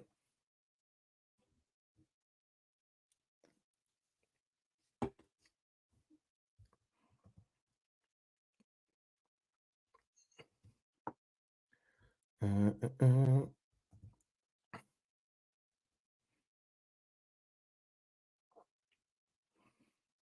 4 added minutes, people. And then I'll be heading over to the match reaction, final whistle match reaction. So if you're still around, join me for that as well. And we'll go through the key points. And I will be bringing back up the Bamford stuff, the Mario Gomez thing, because I want it in the match reaction too. Lewis saying Leeds in 4th. Let's go on a winning run. Yeah. And just think, man, we've got a Friday night victory. How sweet does the rest of the weekend feel now for football? You know, when we lose on Fridays, I still enjoy watching football. That will never change, but it leaves a little like, ugh, you know what I mean? Leaves that lethargic feeling when I'm watching other games. I'll be watching other games buzzing now, absolutely buzzing. Any ideas where Verber is? He's got a calf injury, He's currently out with a calf injury, same one he had last week. Right, Byram's coming on. Oh, Gelhart's getting 2 minutes. I've got to be real with you people. If we do get Salai or a player like that, I think it would. I think Gelhart has to go out on loan. I think it would be ridiculous to keep him here. He's not getting any football. It's gone the same way as last season. He's getting no minutes or charity minutes here. Makes no sense. He needs to play regular first team football for me. Brendan Aronson is making way. Yeah, preserve him for next week, man. Done really well. Shout out to Brendan, man. Really well. Michael really wants me to read the Jermaine Jenas news. I'll read it when I come offline, man. I'll read it when I come off stream later, man. I'll definitely look it up. Yeah, Neil saying the same as Shaq. Yeah, but Shackleton wasn't quality anyway. But Gerhardt for me has got a role to play, but he's not going to get the minutes here. So it would do him good just to leave, if especially because we're looking for another attacker. People to play in the 10. He's not getting any game time here, and he is a good option to have. I'm not saying he's the greatest, but at this level, he is a good option to have, but he's not getting utilized. So I think it would do him good to get first team football elsewhere. Right. We're trying to push through, but for a third, but Sheffield Wednesday clear their line. Yeah. Letting the lads get their steps in. Love to see it. That's funny. Is that Mateo Joseph player of the match? Of course it is. Look at that. There you go, Mateo. Yes.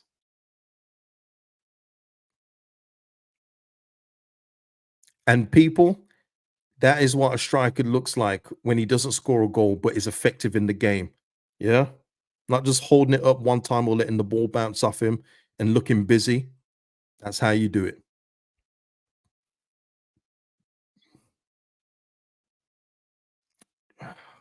It's hard being right nearly all the time. It really is. It's a burden I have to bear.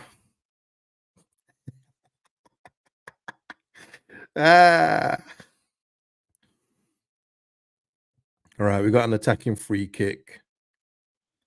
I think, yeah, played short between Ruffwell and Gelhart, and it's a throw into Leeds. Yeah, I think this one's over, man. I think it's pretty much over because I know I'm about 30 seconds behind people.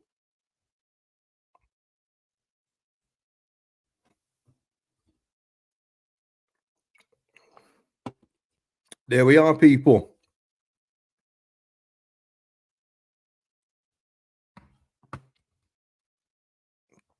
Okay. I'm going to end this one here, and I'm going to go over now to my match reaction. Shout out to everyone that tuned in for the watch long, though, man. Leeds United win away at Sheffield Wednesday 2-0.